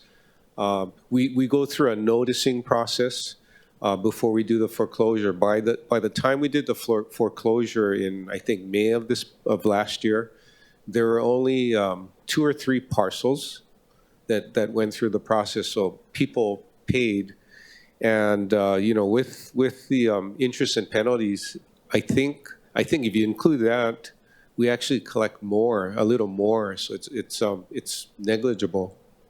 That's good to hear. That suggests to me that if we were to implement this, that people would generally adhere to and pay the proper amounts, notwithstanding people trying to claim for various exemptions. Do you have the sense that if we were to implement this, that people would pay and that you could compel them to pay? Yes. My main concern right now that I haven't figured out is enforcement, because the tax will get triggered based on the declaration of the taxpayer that's going to happen every year. And if they're not truthful, in some cases, and don't report, report an exemption that doesn't exist to avoid the tax, we need to have a mechanism to investigate and to identify those people that don't follow the law. Well, thank you. That leads me to my next question, which is, right now we have an owner-occupant exemption. We have a number of other exemptions. What is that mechanism, and how often do people claim exemptions to which they're not entitled? That's hard to respond to, but we share a lot of information with the state. As an example, so every year we get a file from Department of Health for people that have passed away. And we do a file matching. The system does it to help to identify, homeowner exemptions where the homeowner and title has deceased. So then, our inspectors can follow up. We do have a small team of inspectors, and actually appraisers also call homeowners to question. But, with over 280,000 parcels that we have to track, and this is just residential, it's not 100%, in terms of full coverage that we have. But I guess your sense is that the number of people who maybe are claiming exemptions to which they're not entitled is a fairly small number. It's not a widespread thing where people are claiming to be owner-occupants when they're not. I would say the fraction is smaller, but we probably have people out there that are claiming to be owner-occupants that haven't been caught. Understandable. Most people are honest and file appropriately and notify the Real Property Assessment Division when they have a change in status. Do you ever work with the Department of Permitting and Planning for when people claim to be doing work that's under the owner-builder exemption to verify whether they're actually the owner-occupant? I've always wondered that. I don't have a response to that, but if you want to talk about it, I'll reach out to you and we can have more discussion. I'll check with our team as well at Real Property Assessment. Yeah, thank you. I wanted to turn next to the Affordable Housing Fund in general. It was established probably at this point 14, 15 years ago, perhaps more. How much money do we typically, could you talk a little bit about that? How much money we bring in right now? Of that money, how much gets spent? And how effective we are in being able to get it out there to create housing? I think for that one, we'll jointly respond to you. So I'll share my response, and I'll ask Denise Cesare-Matsubara to share her thoughts too. So when this administration came into office, there was a quite sizable balance, in terms of unspent funds in that charter fund, and I think it was over $30 million, if I recall right, when we started off. But DCS, through various programs, have spent it down. Every year, we put in 0.5%, so that's about $8.5 million. And last I checked, our appropriation that had not been allotted for expenditure was about $7 to $8 million. So we've brought it down quite a bit. So we have a running balance, but it's not where it's out of control, where we're building up cash and not using it. I think the challenge with the Charter Affordable Housing Fund is that it can only be used for projects for residents that are at 60% AMI, in terms of rental for 60 years. So it's difficult sometimes to limit it, but we understand that the fund was set up to help those in need of housing. Thank you. Denise, do you have anything to add to that, or is that an accurate depiction?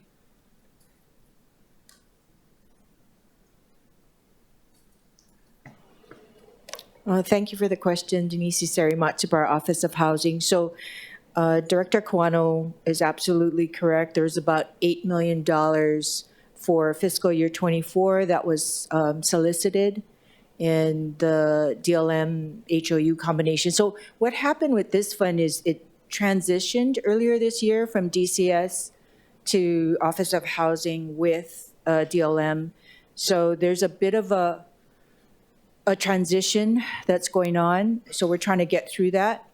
The fiscal year 24 funds are under evaluation now. We hope to get a selection and an award before the end of this month. The next tranche of funds for fiscal year 25 is roughly $22.8 million. There's another solicitation under review by procurement. It's not going to be for the entire tranche, but it's going to be targeting a certain portion of that 60% AMI, but you understand this part, the challenge, because that's not enough funds to fund complete projects, right? It's part of the seed funding. It's part of, well, I shouldn't say seed, it's part of the leveraging funding, because we really want to look for leveraging. I think initially it was thought of as a seed funding, but what you're going to find is the seed funding and acquisition, well, funds that were awarded for acquisition have still not taken off yet. That was a couple of years ago. There's 2 projects that really haven't moved. So what we needed to understand was the constraints of this particular programmatic funds and try to make it work with housing financing programs that are going on, particularly with the state. Otherwise, we're going to be relegated to funding entirely very small projects. So that's some of the choices policy-wise we have to make. I look forward to hearing your recommendations, as we do fairly often, about how we can use our city money to leverage other things. And as you know, I've been working on that with Chair Weyer and the Zoning Committee Chair Say on some of these things. I did want to address one more question, and well, actually 2 more questions. Director Kawano, in your comments, you mentioned an issue with the charter and a concern that by allocating these funds that might run afoul of the charter restrictions on it, that we shall set aside, effectively shall set aside half 1% of property tax revenues to this. But is there any language in the charter that precludes us from adding additional funds?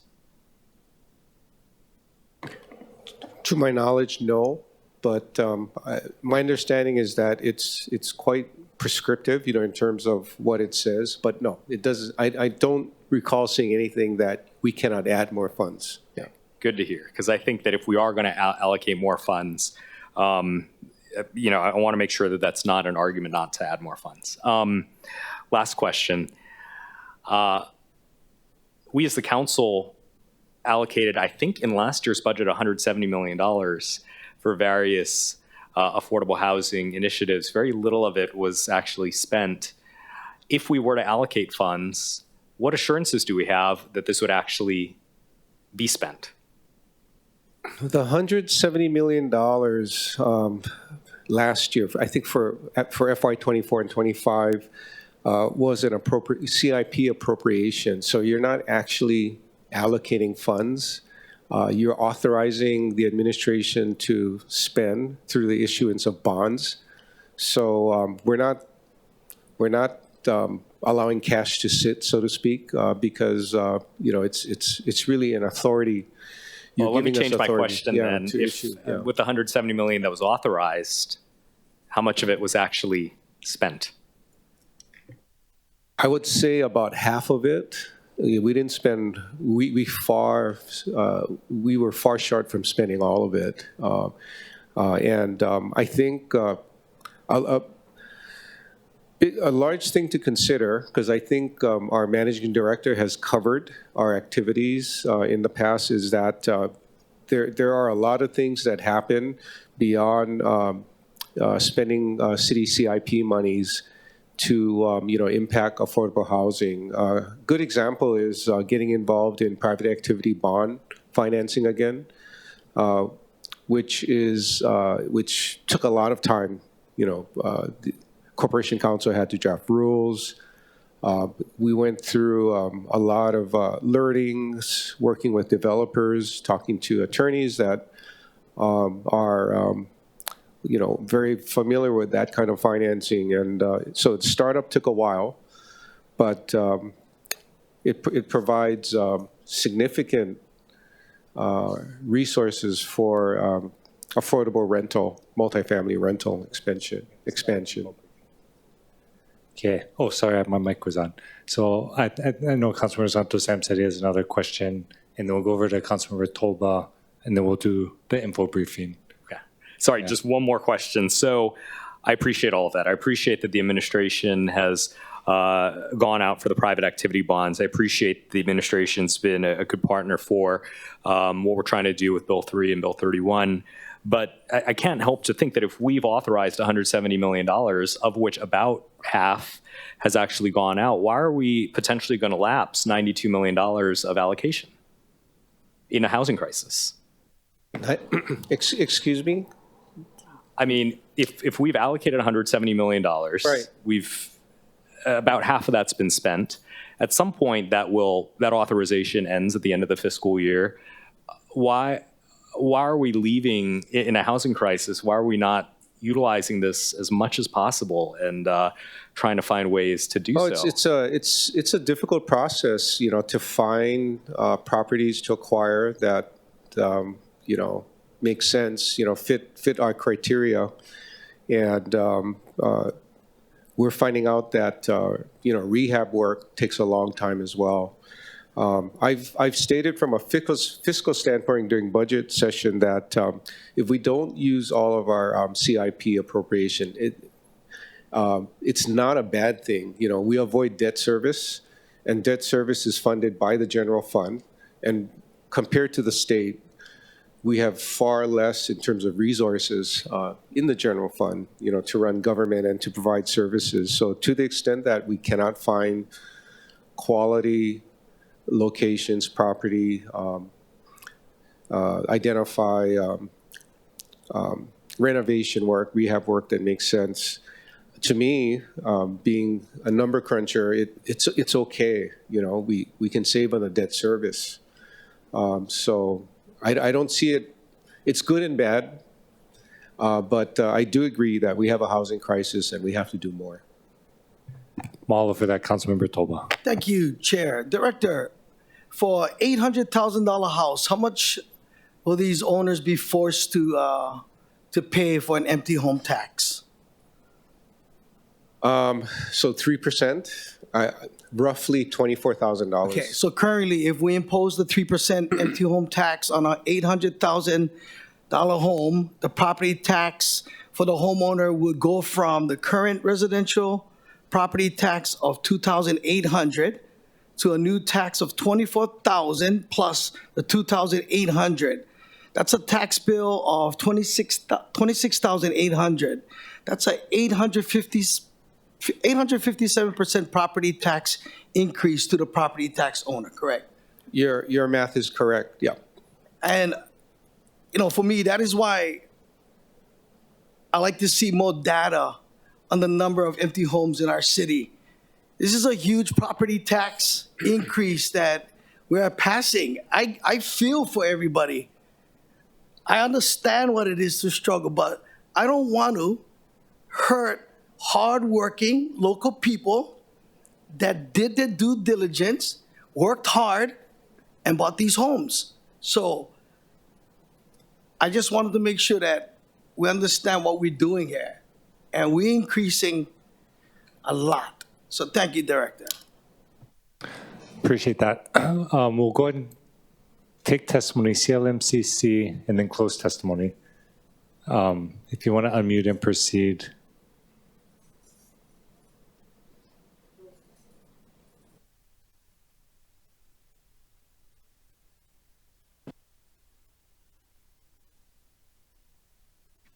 There, can you hear me now? Yes, we can. Okay, sorry about that. I had to go to my phone because my computer program wouldn't open. Okay. Mr. Chair and council members, thank you for hearing position on Bill 46/2024, real property relating to taxation. My husband and I own an Oahu property where, due to family demands and health issues on the mainland, it is not our principal residence. However, because of the sporadic nature of these demands, it is not possible to open our property up as a rental for the very people you are trying to help attain housing. This would not be feasible for someone who needs housing as a local worker would. This would want, who would want a time commitment ahead of time, not be in and out as our commitments allow us to be at our Oahu condo. When my husband's mother lived in Ohio and needed his help, he had to leave consistently, and it would have been big onus for him to have to get medical records to prove.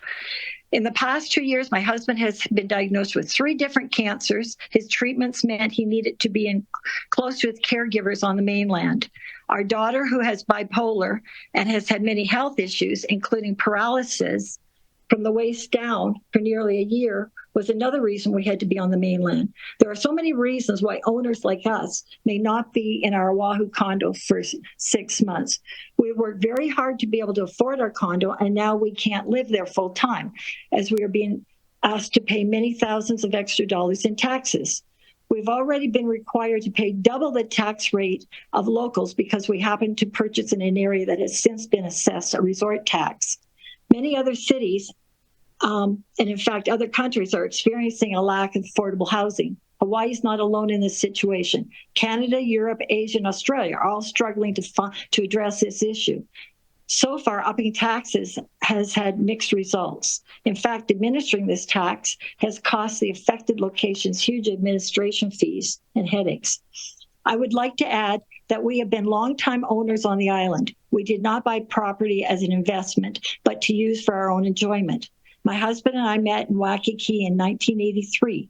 My husband was an officer in the U.S. Army in 1969. Our daughter recently graduated with her master's in social work for UH Manoa. I'm saying we are committed to being on Oahu, but now our taxes are constantly being raised, not solely based on valuation.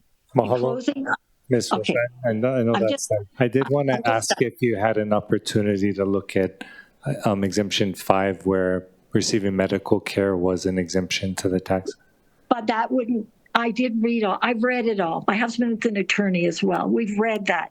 But that was only part of the reason we can't be there. His mother has since passed away, but now he's this.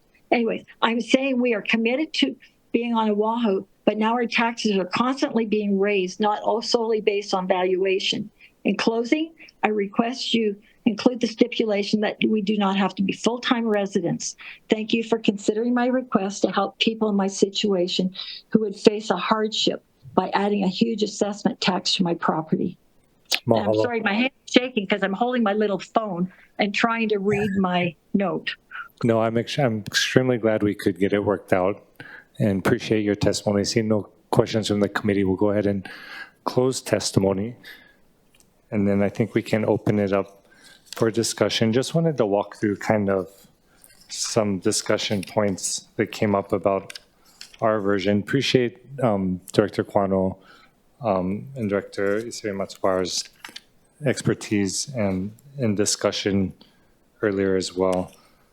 So I know we had mentioned MW3, just in terms of the short-term rentals, it doesn't require that it be consecutive. It's just a minimum 6 months out of the tax year, and then be compliant with the laws. And so I know we kind of talked about this at last committee too, but the main goal, I think the main impact on the midterm and short-term rentals was just taking out that 90-day minimum requirement and just saying, hey, if you're renting for at least 6 months out of the year or more under whatever legal use you're entitled to, then you're not subject to this. I know we did some differences on whether it has to be principal residence or it can be anybody, but wanted to throw it out for discussion. I think everyone has completely reasonable perspectives on all these issues, and so as a body and as a committee, maybe first, what are folks' thoughts on how to proceed? I mean, my inclination was to put my version up for a vote, but wanted to give people an opportunity to voice their thoughts. Councilmember Say. Yeah, well, Chair, my thoughts would be, let's go slow. Let's look at what some of the major organizations have stated for the record in opposition. And, the whole goal of this vacant home tax is to generate revenue. If we have the courage to do this, will we have the courage next year to do rent control? The way the overall real estate market is totally different. When I say it's totally different, most of our developments or the empty home taxes will probably be in Council District 5. Council District 5, which is Kakako, Ala Moana, with all these units that are not lighted. The concern is that from there, it goes on, that when you have developers coming in, I would love to see if housing director and budget director would, share with us later on, why do we have to go vertical? Why everything in primary District 5 is vertical? That's the way to subsidize the project, going up. But when you go up, the cost of the units goes up in price too. That is a major concern that we are not addressing, the financing of these type of developments and why it is so high as far as the mortgages, and why from the mortgages, I pass it on to the renter. Appreciate that. You know why, Chair? I said to a lot of families, St. Louis Heights, Palolo, Manoa, if you sell to another family. Not to a developer that's going to tear it down and rebuild. That's the truth. The replacement value is going to be 5, 10 times higher than what it was previously. Most of our homes in the 50s and 60s were single wall. Today, it's all double wall. The supply chain, it just adds up, adds up, adds up. And that's why these individuals who are talking about, hey, I can't afford it, that's true. Like yesterday, I was really happy we had a discussion with Planning Committee Chair and this morning about seeing how this $40,000 down payment program that we have could be a part of an attraction for city and state employees. Down payment is a big part of qualifying for a fee. I don't want to see young kids go and rent. Why, Chair? You're not building any equity. You're paying for somebody else's mortgage or loan. Will this also affect renters, that they'll be paying more than what the present assessed value is, and then the 3%, whereby that particular family would then say, or the private owner would say, of that 3%, I'm going to pass it on 1.5 to the renter. That's the concern, that we're not trying to address what the source of our problem. And for me personally, and I think Director of Housing and maybe Budget Director would know, I've always said to the Committee on Zoning, you've got your real estate as a cost. You got your labor costs.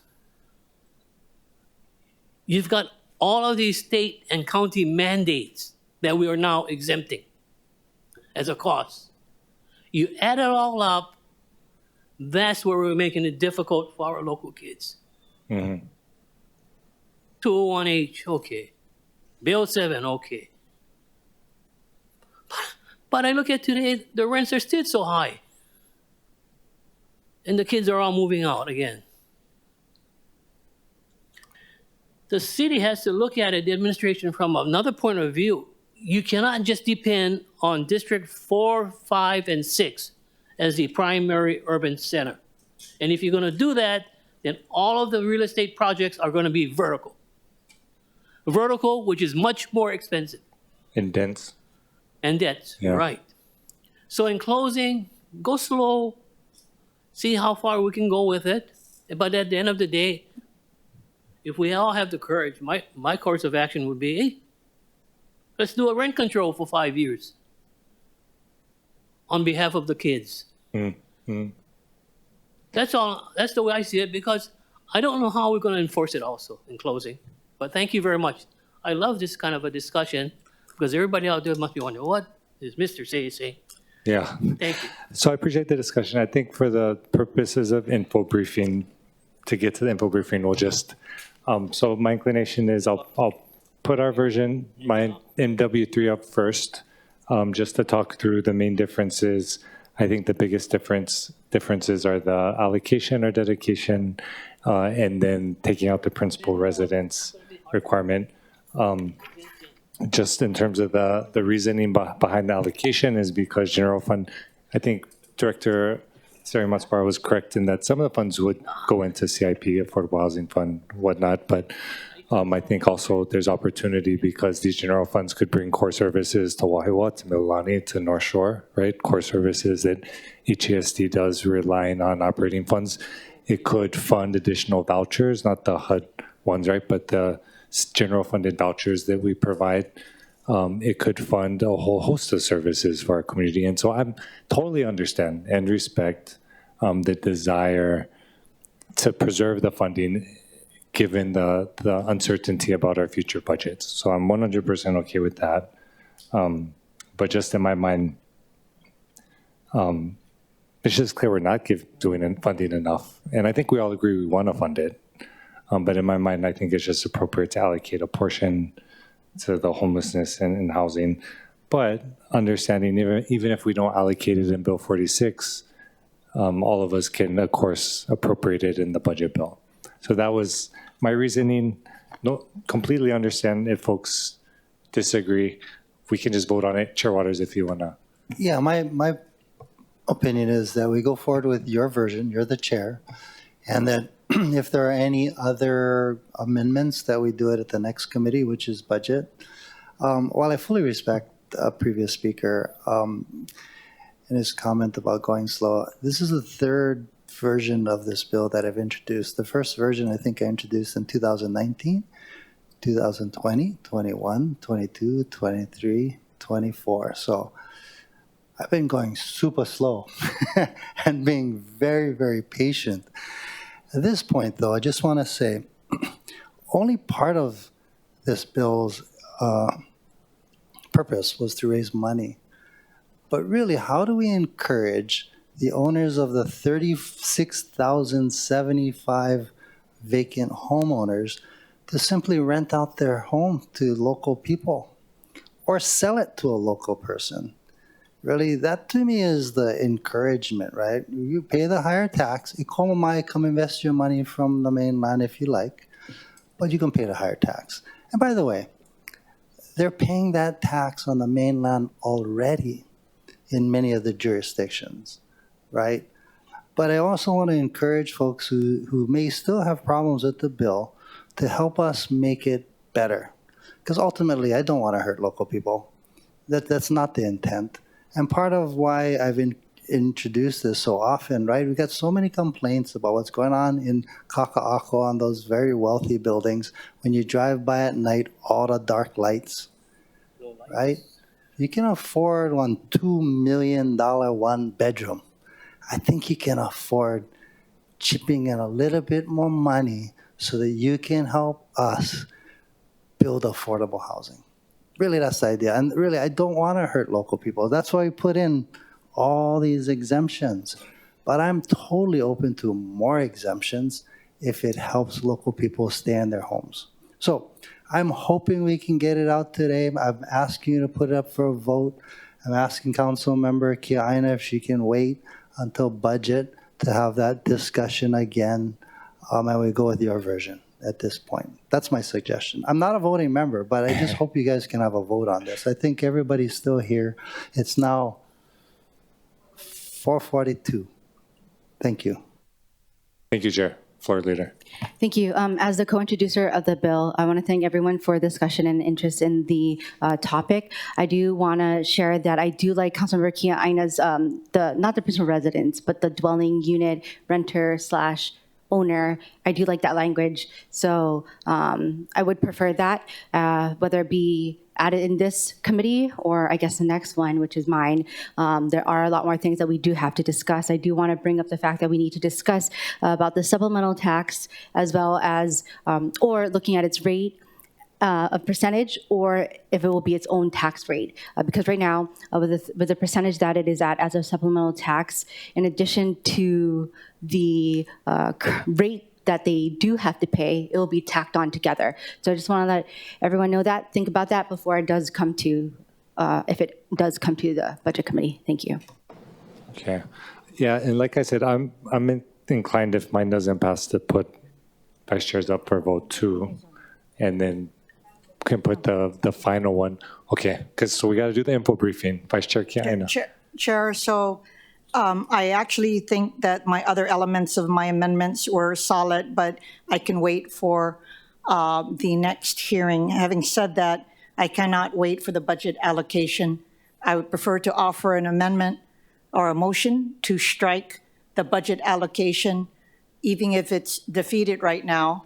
And if it's defeated, then we vote on the underlying measure. That would be my preference right now, because I do believe that we all get it, but we have a philosophical difference on trying to merge the two issues. I believe it is a budgetary challenge, and quite frankly, the voters of Oahu voted down an allocation from the real property tax for the Affordable Housing Fund. And so I'm just saying that if you're trying to get a window into to what people are thinking, they didn't even vote on that. And where were everybody who support more funding for the Affordable Housing Fund to get that to the finish line?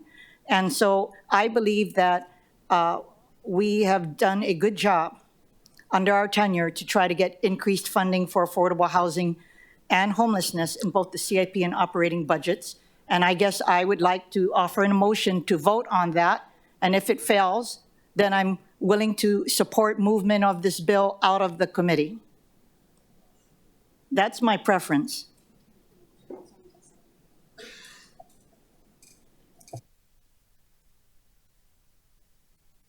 Okay, so because we have the CD1, we don't have to do a motion, I don't think, to meet the CD1. We can do so I guess we can open it up to discussion. Totally respect that. I can only speak for my district in District 2 and our community, and so I would say they disagree with that sentiment that the voters have already spoken.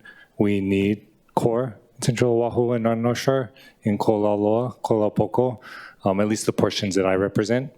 We need more housing opportunities. Affordable Housing Fund, you're right, is a small part of that allocation in the bill. But if we're talking just big picture, I'm totally open, so we can have that conversation. We don't need to make a motion to orally amend it. So I guess would the appropriate thing be to be like, do we want to keep the allocation in? Councilmember Santos Tan, for now, I don't. Yeah, thank you, Chair. I'll be deferring to your leadership on this. A number of testifiers have noted how you've worked with them and gotten some agreement here. I think for the purposes of this bill and the purposes of getting out of the committee today, I'd like to continue the discussion on the allocation, and specifically an allocation where a good part of it goes into the Affordable Housing Fund. We heard from the director that the Affordable Housing Fund, as it exists right now, we've put money in under the charter. It does get out. We've also heard that we need more flexibility in certain other areas, and certainly more funding in the affordable housing, but other funding that can be dedicated beyond the constraints of the 60% AMI for 60 years. So I think that we should continue this discussion. I would support moving out some amount of allocation, because my concern is that if we don't move it out of this committee with an allocation, it's going to become that much harder later on to have that discussion. And I think it would be a valuable discussion to send over to the Budget Committee. I also appreciate the zoning chair bringing up the issue of rent control. That ordinance was found unconstitutional in 1997, 1998. I think it's time for us to repeal that and then start over on something new that's going to help control the incredible increases of rent that people have been going through. And I think that that's something that maybe we should take up next year and start thinking about. But that's going to start with repealing our existing unconstitutional one and starting on one that is constitutional. Thank you. I appreciate that. And again, I understand some folks might not even be voting for the bill at all. So I'm just trying to essentially, we could just do it by vote. It might be faster, but I guess the question is, I would orally amend my CD or not, right, before taking a vote for it. Do you have a preference? I was just wanting to add to the discussion, if that's okay, Chair. I think there was a lot that was shared today. And I understand there's been multiple versions of this, and Chair Waters has talked about how he's been trying to do this for years now, so thank you for your patience. I think just the questions and concerns I have are, in hearing the testimonies, there's a lot of concern of outside investors, and I believe none of us want our local units to go to outside investors. My concern is that this measure, in any form, will then not just impact those, but impact the locals that may have more than one property. And there's been testimonies of how that could be detrimental to them for one reason or another, whether they have it for their child's inheritance or something else, why they would do that. But I think, you know, in hearing all the different types of conversation, really the concern I hear is what's happening with the cost of living. We have to address the cost of living, and that's something that we can't do necessarily here in the city. That's not just our purview. But I do have questions about can our BFS then be able to collect, enforce, calculate? Those are things that I think are not clear. So I do have some concerns based on those discussions that we've heard today. Okay, I'll just do a vote. It'll be quicker instead of try. So we have our MW3. I am gonna make part of moving for that adoption is gonna be deleting the definition of director on page 2. And on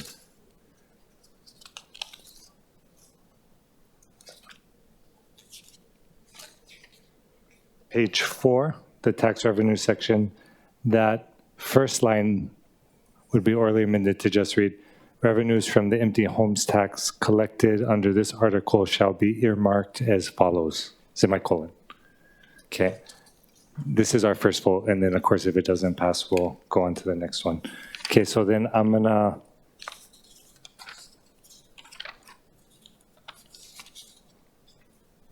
then move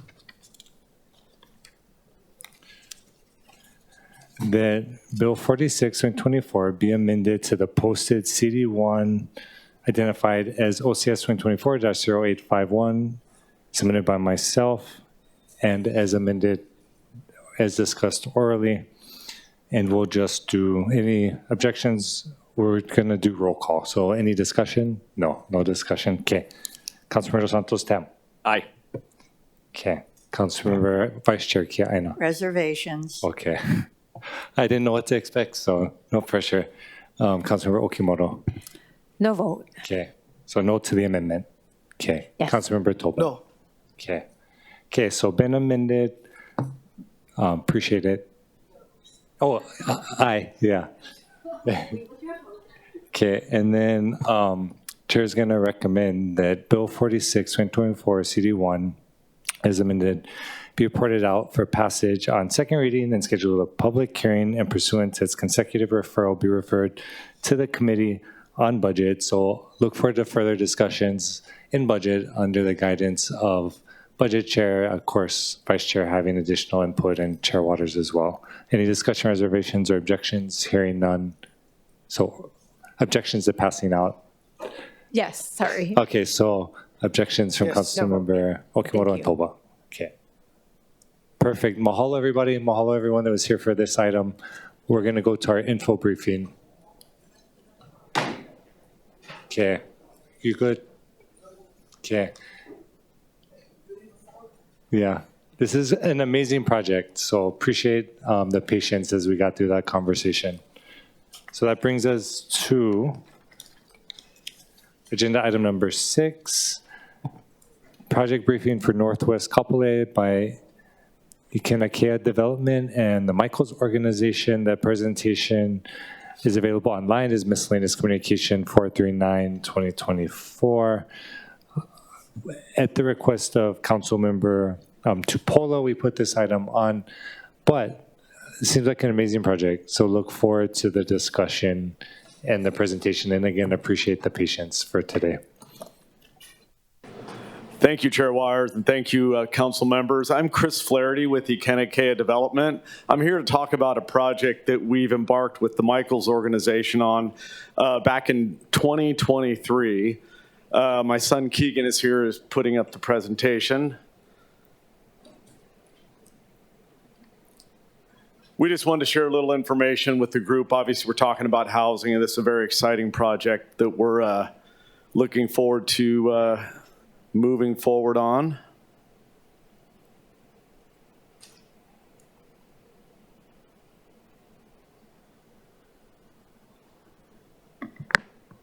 Is that okay? So this project is called KAPOLEI. It's an anticipated development program of approximately 700 to 900 affordable housing units. The range of affordability will be from 30% AMI to 140% AMI. It will be rental and for sale. There is also just about 95,000 square feet of versatile commercial space included in this development. It's a high quality green open space with a lot of recreational space. And as I mentioned, it's a mixed use development project with commercial and residential. As you can see, it's the last remaining property in the village's KAPOLEI master plan community. It is located on the Mackay corner, Diamond Head side of Fort Barrett and Farrington Highway. It's right next to the Veterans Administration housing project that was recently completed. And you can see it located, it's the green L-shaped area. Next slide. As you can see in the slide, there are 4 phases of this project. The yellow phase is the commercial phase. The purple phase is going to be our first phase, and those are 172 unit buildings that we will plan on going in next year for financing, which you can see is building B and C. It's 344 units total, all catering to 60% AMI and below. The future phase D at the Mackay side of the purple area, B and C, that'll be 72 units of affordable for sale product. And then the future, the pink area, A and B, we're hoping to cater to the missing middle, or 80% to 140% rental. Next slide. And one last thing, Keegan, if you can go back. Beneath building A and E will be mixed-use retail on the ground floor with residential above. Next slide. As you can see on this slide, as I mentioned, the 272 unit projects, both B and C, those will cater 60% to 30% AMI. They will be rentals. And as I mentioned, A and E will be mixed use, residential below, with, I believe, I can't quite see the numbers, a little small there, but that's 484 units of rental housing from 80% to 140%, and then 72 units of for sale product at the Mackay side of the property, where it says building B and D. Next slide. This gives you a massing plan. The first phase of our project are the 2 buildings that are colored. We're hoping to submit for tax credits in February, and they're both 172 unit podium structured projects. There'll be 3 entrances, one off Fort Barrett, one on Farrington, and one on the Diamond Head side of the property. This also gives you another illustration of the project in the first phase, which is the 272 unit projects illustrated. Next slide. I mentioned earlier that the first phase, which is buildings B and C, are both 172 unit tax credit projects, 60% AMI and below. It will have 72 one bedroom, 110 two bedroom, and 60 3 bedroom.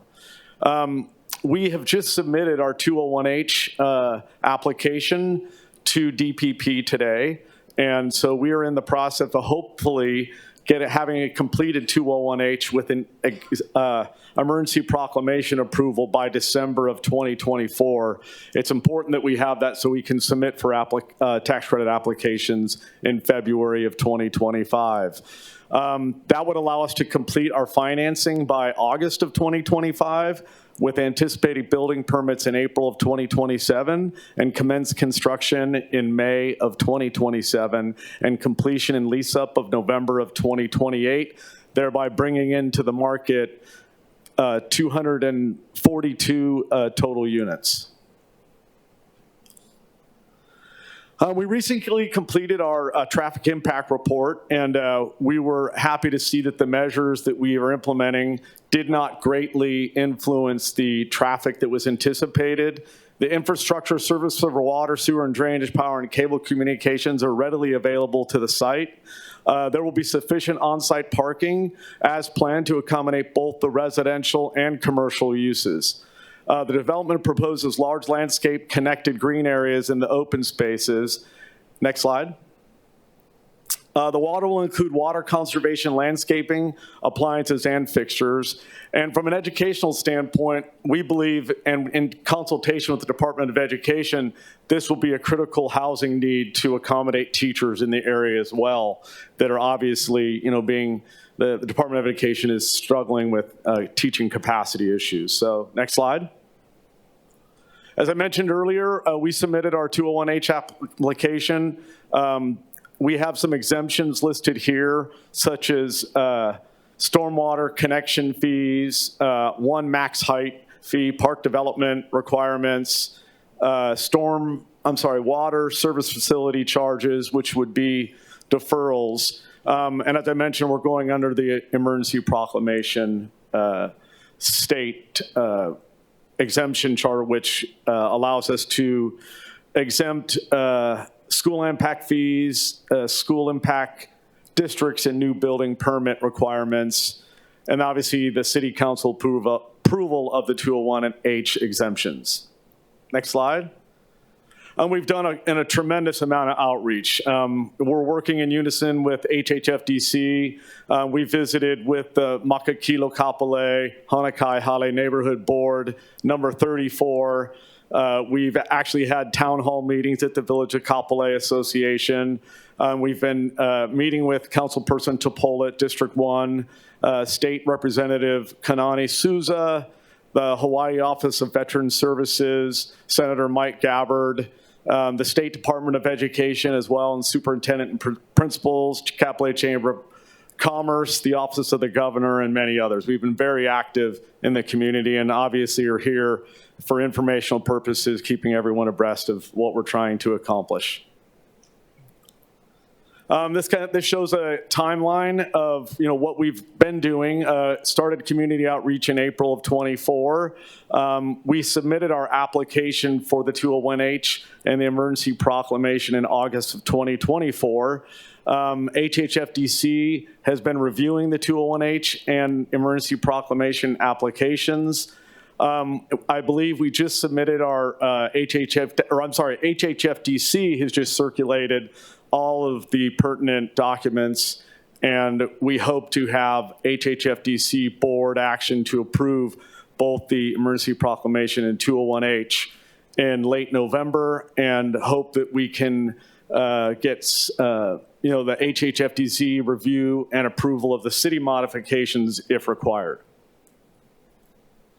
Mahalo, and that is our presentation of our project, and we're here for any questions if anybody has any.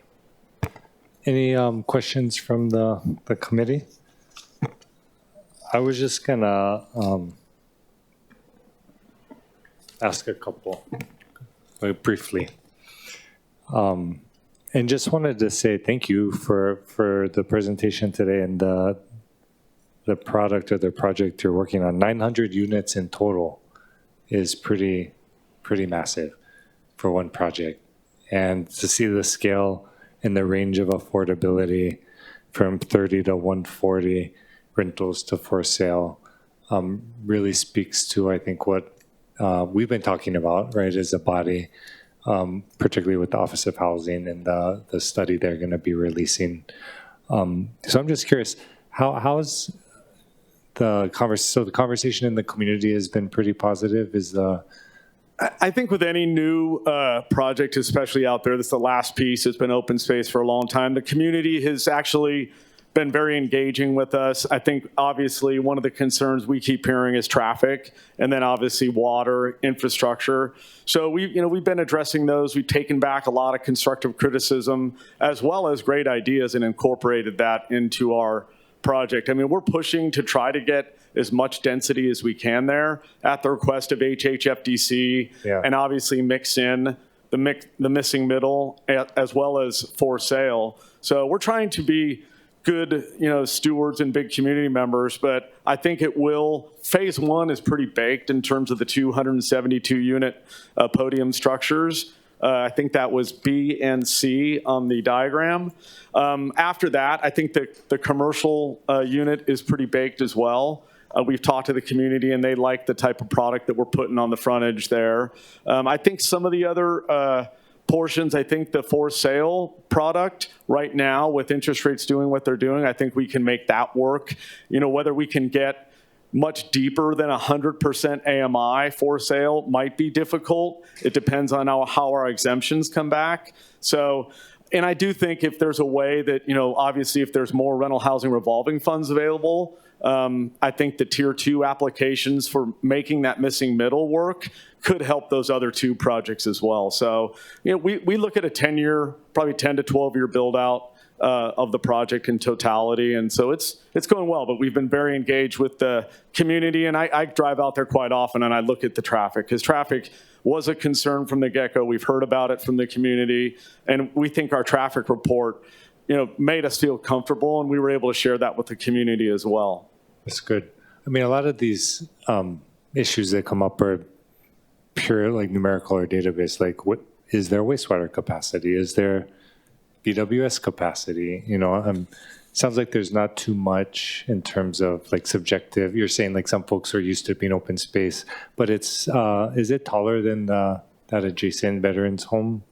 I don't believe so at this moment, but I believe the future phase, I think it's the very, very last phase, it would be Diamond Head on Farrington, which would be, that one I believe, if we go to 900 units, we may end up at 8 stories, so that would be an exemption. But obviously, without the right type of financing structure there, a tax credit project would be too big for that. So we're hoping for a tier 2, which would be in that 80 to 140% AMI, which we don't believe too much of one type of product is good for that area. And HHFCC agrees, and we agree as well. And the community shared that with us as well. So appreciate that. You had a question, Councilmember Okimoto? Yes, thank you, Chair.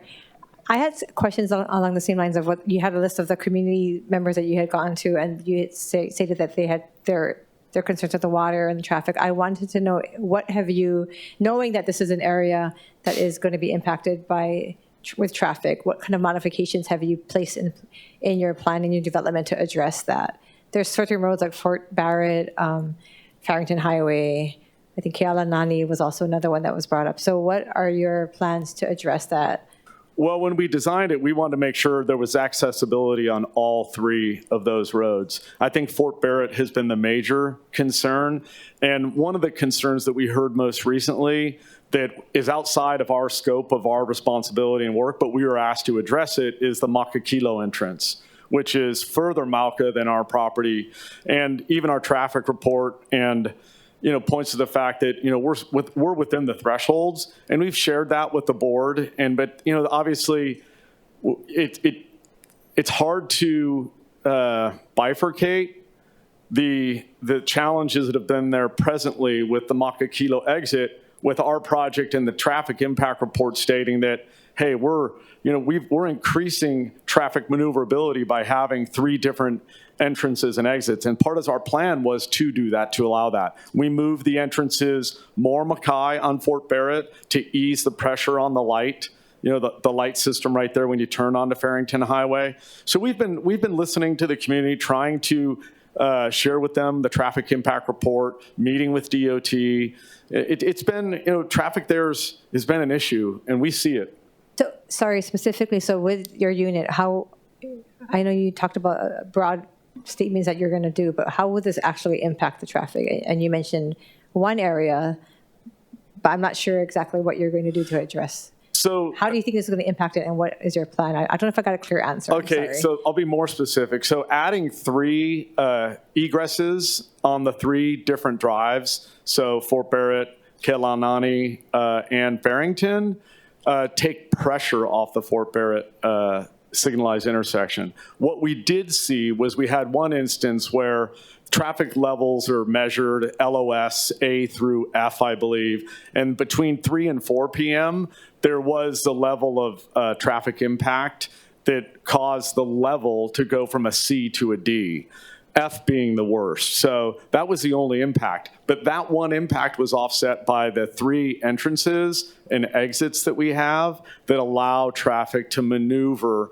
whether it be in, for example, some of the commercial uses are ones that people will pull in off Fort Barrett, maybe get gas, maybe go to a coffee shop, maybe get a car wash, maybe go to Planet Fitness or to O'Reilly's, and then they can exit on Farrington Highway. So we took that into account when we were planning the development from a master plan standpoint. And then we were fortunate enough to get feedback from the traffic impact report and DOT. So it's been, right now, DOT's been very supportive. They recognize the Makakilo challenge isn't our challenge, but we're looking to address it. And we want to, listen to the community. Thank you. And again, thank you for engaging the community. Did that information get communicated to the members here? Yes. It did? Yes. And what was their feedback after hearing the impact on the traffic? I think they appreciate it. I think I believe the larger issue is one that I can't solve. I can't solve the Makakilo exit. And I think that's, I think a lot of the stakeholders are recognizing that's outside of our purview of our development. That was there present before we even planned our development. And I think a lot of the reports show that we're not impacting it to the extent that I think is what's perceived. So it's an unfortunate inherent challenge to doing a development like we're doing, but we're trying our best, and hopefully there can be movement maybe from the city or the state to maybe do something in Makakilo. Our traffic engineer made some recommendations as to what could possibly be done. And all we can do is be a proponent for that, but it's outside of our purview. So just so I understand, again, the project will have an impact. You stated that, and you are working around the streets, or the streets around your development. But the concern was the Makakilo exit. I guess that's away from this project, and you're hoping that at some point that can be addressed to offset the traffic that's going to be caused. Not necessarily. What I'm saying is our traffic impact reports are very specific to areas. And we were asked by DOT to go out and amend our traffic report. And DOT said, you're not affecting that area. You're not a cause of congestion on that area. In fact, it's outside of your traffic report area, and we'll accept your traffic report as is. We're just being, quite honestly, I believe, I think it's more of a political issue than it is our challenge that we're causing extra traffic there. It's been there previously, I believe the perception is. I think a lot of people feel that our project's going to add to that. But I think the traffic report speaks for itself. So, well, I can understand. I think, to me, common sense would say any development would add traffic. In my district, there's still Coal Ridge being built. And we know that it's impacting the roads, but we understand it, and the developer is dealing with it. But I think it would be false to say that it's not going to have an impact. I think anytime you develop and you create units, and that's going to have an impact on the roads. And so I'm just trying to understand what the community. This is not in my district, but I know that we go here often, and how does that impact, and what are your plans to address that? But thank you for sharing what you shared today. Thank you, Chair. Thank you. We'll go to testimony real quick. Anyone online can get the Zoom hands up. Go to in person. Anyone wishing to testify can come forward. See nobody. See no one with their hand raised on Zoom. We'll go ahead and close testimony. And just wanted to say mahalo. Was there any other questions for the presenter? Okay. Councilmember Toba. Okay. Members, we'll end discussion then, and we'll be no further business. This meeting is adjourned. Mahalo. Mahalo. Thank you.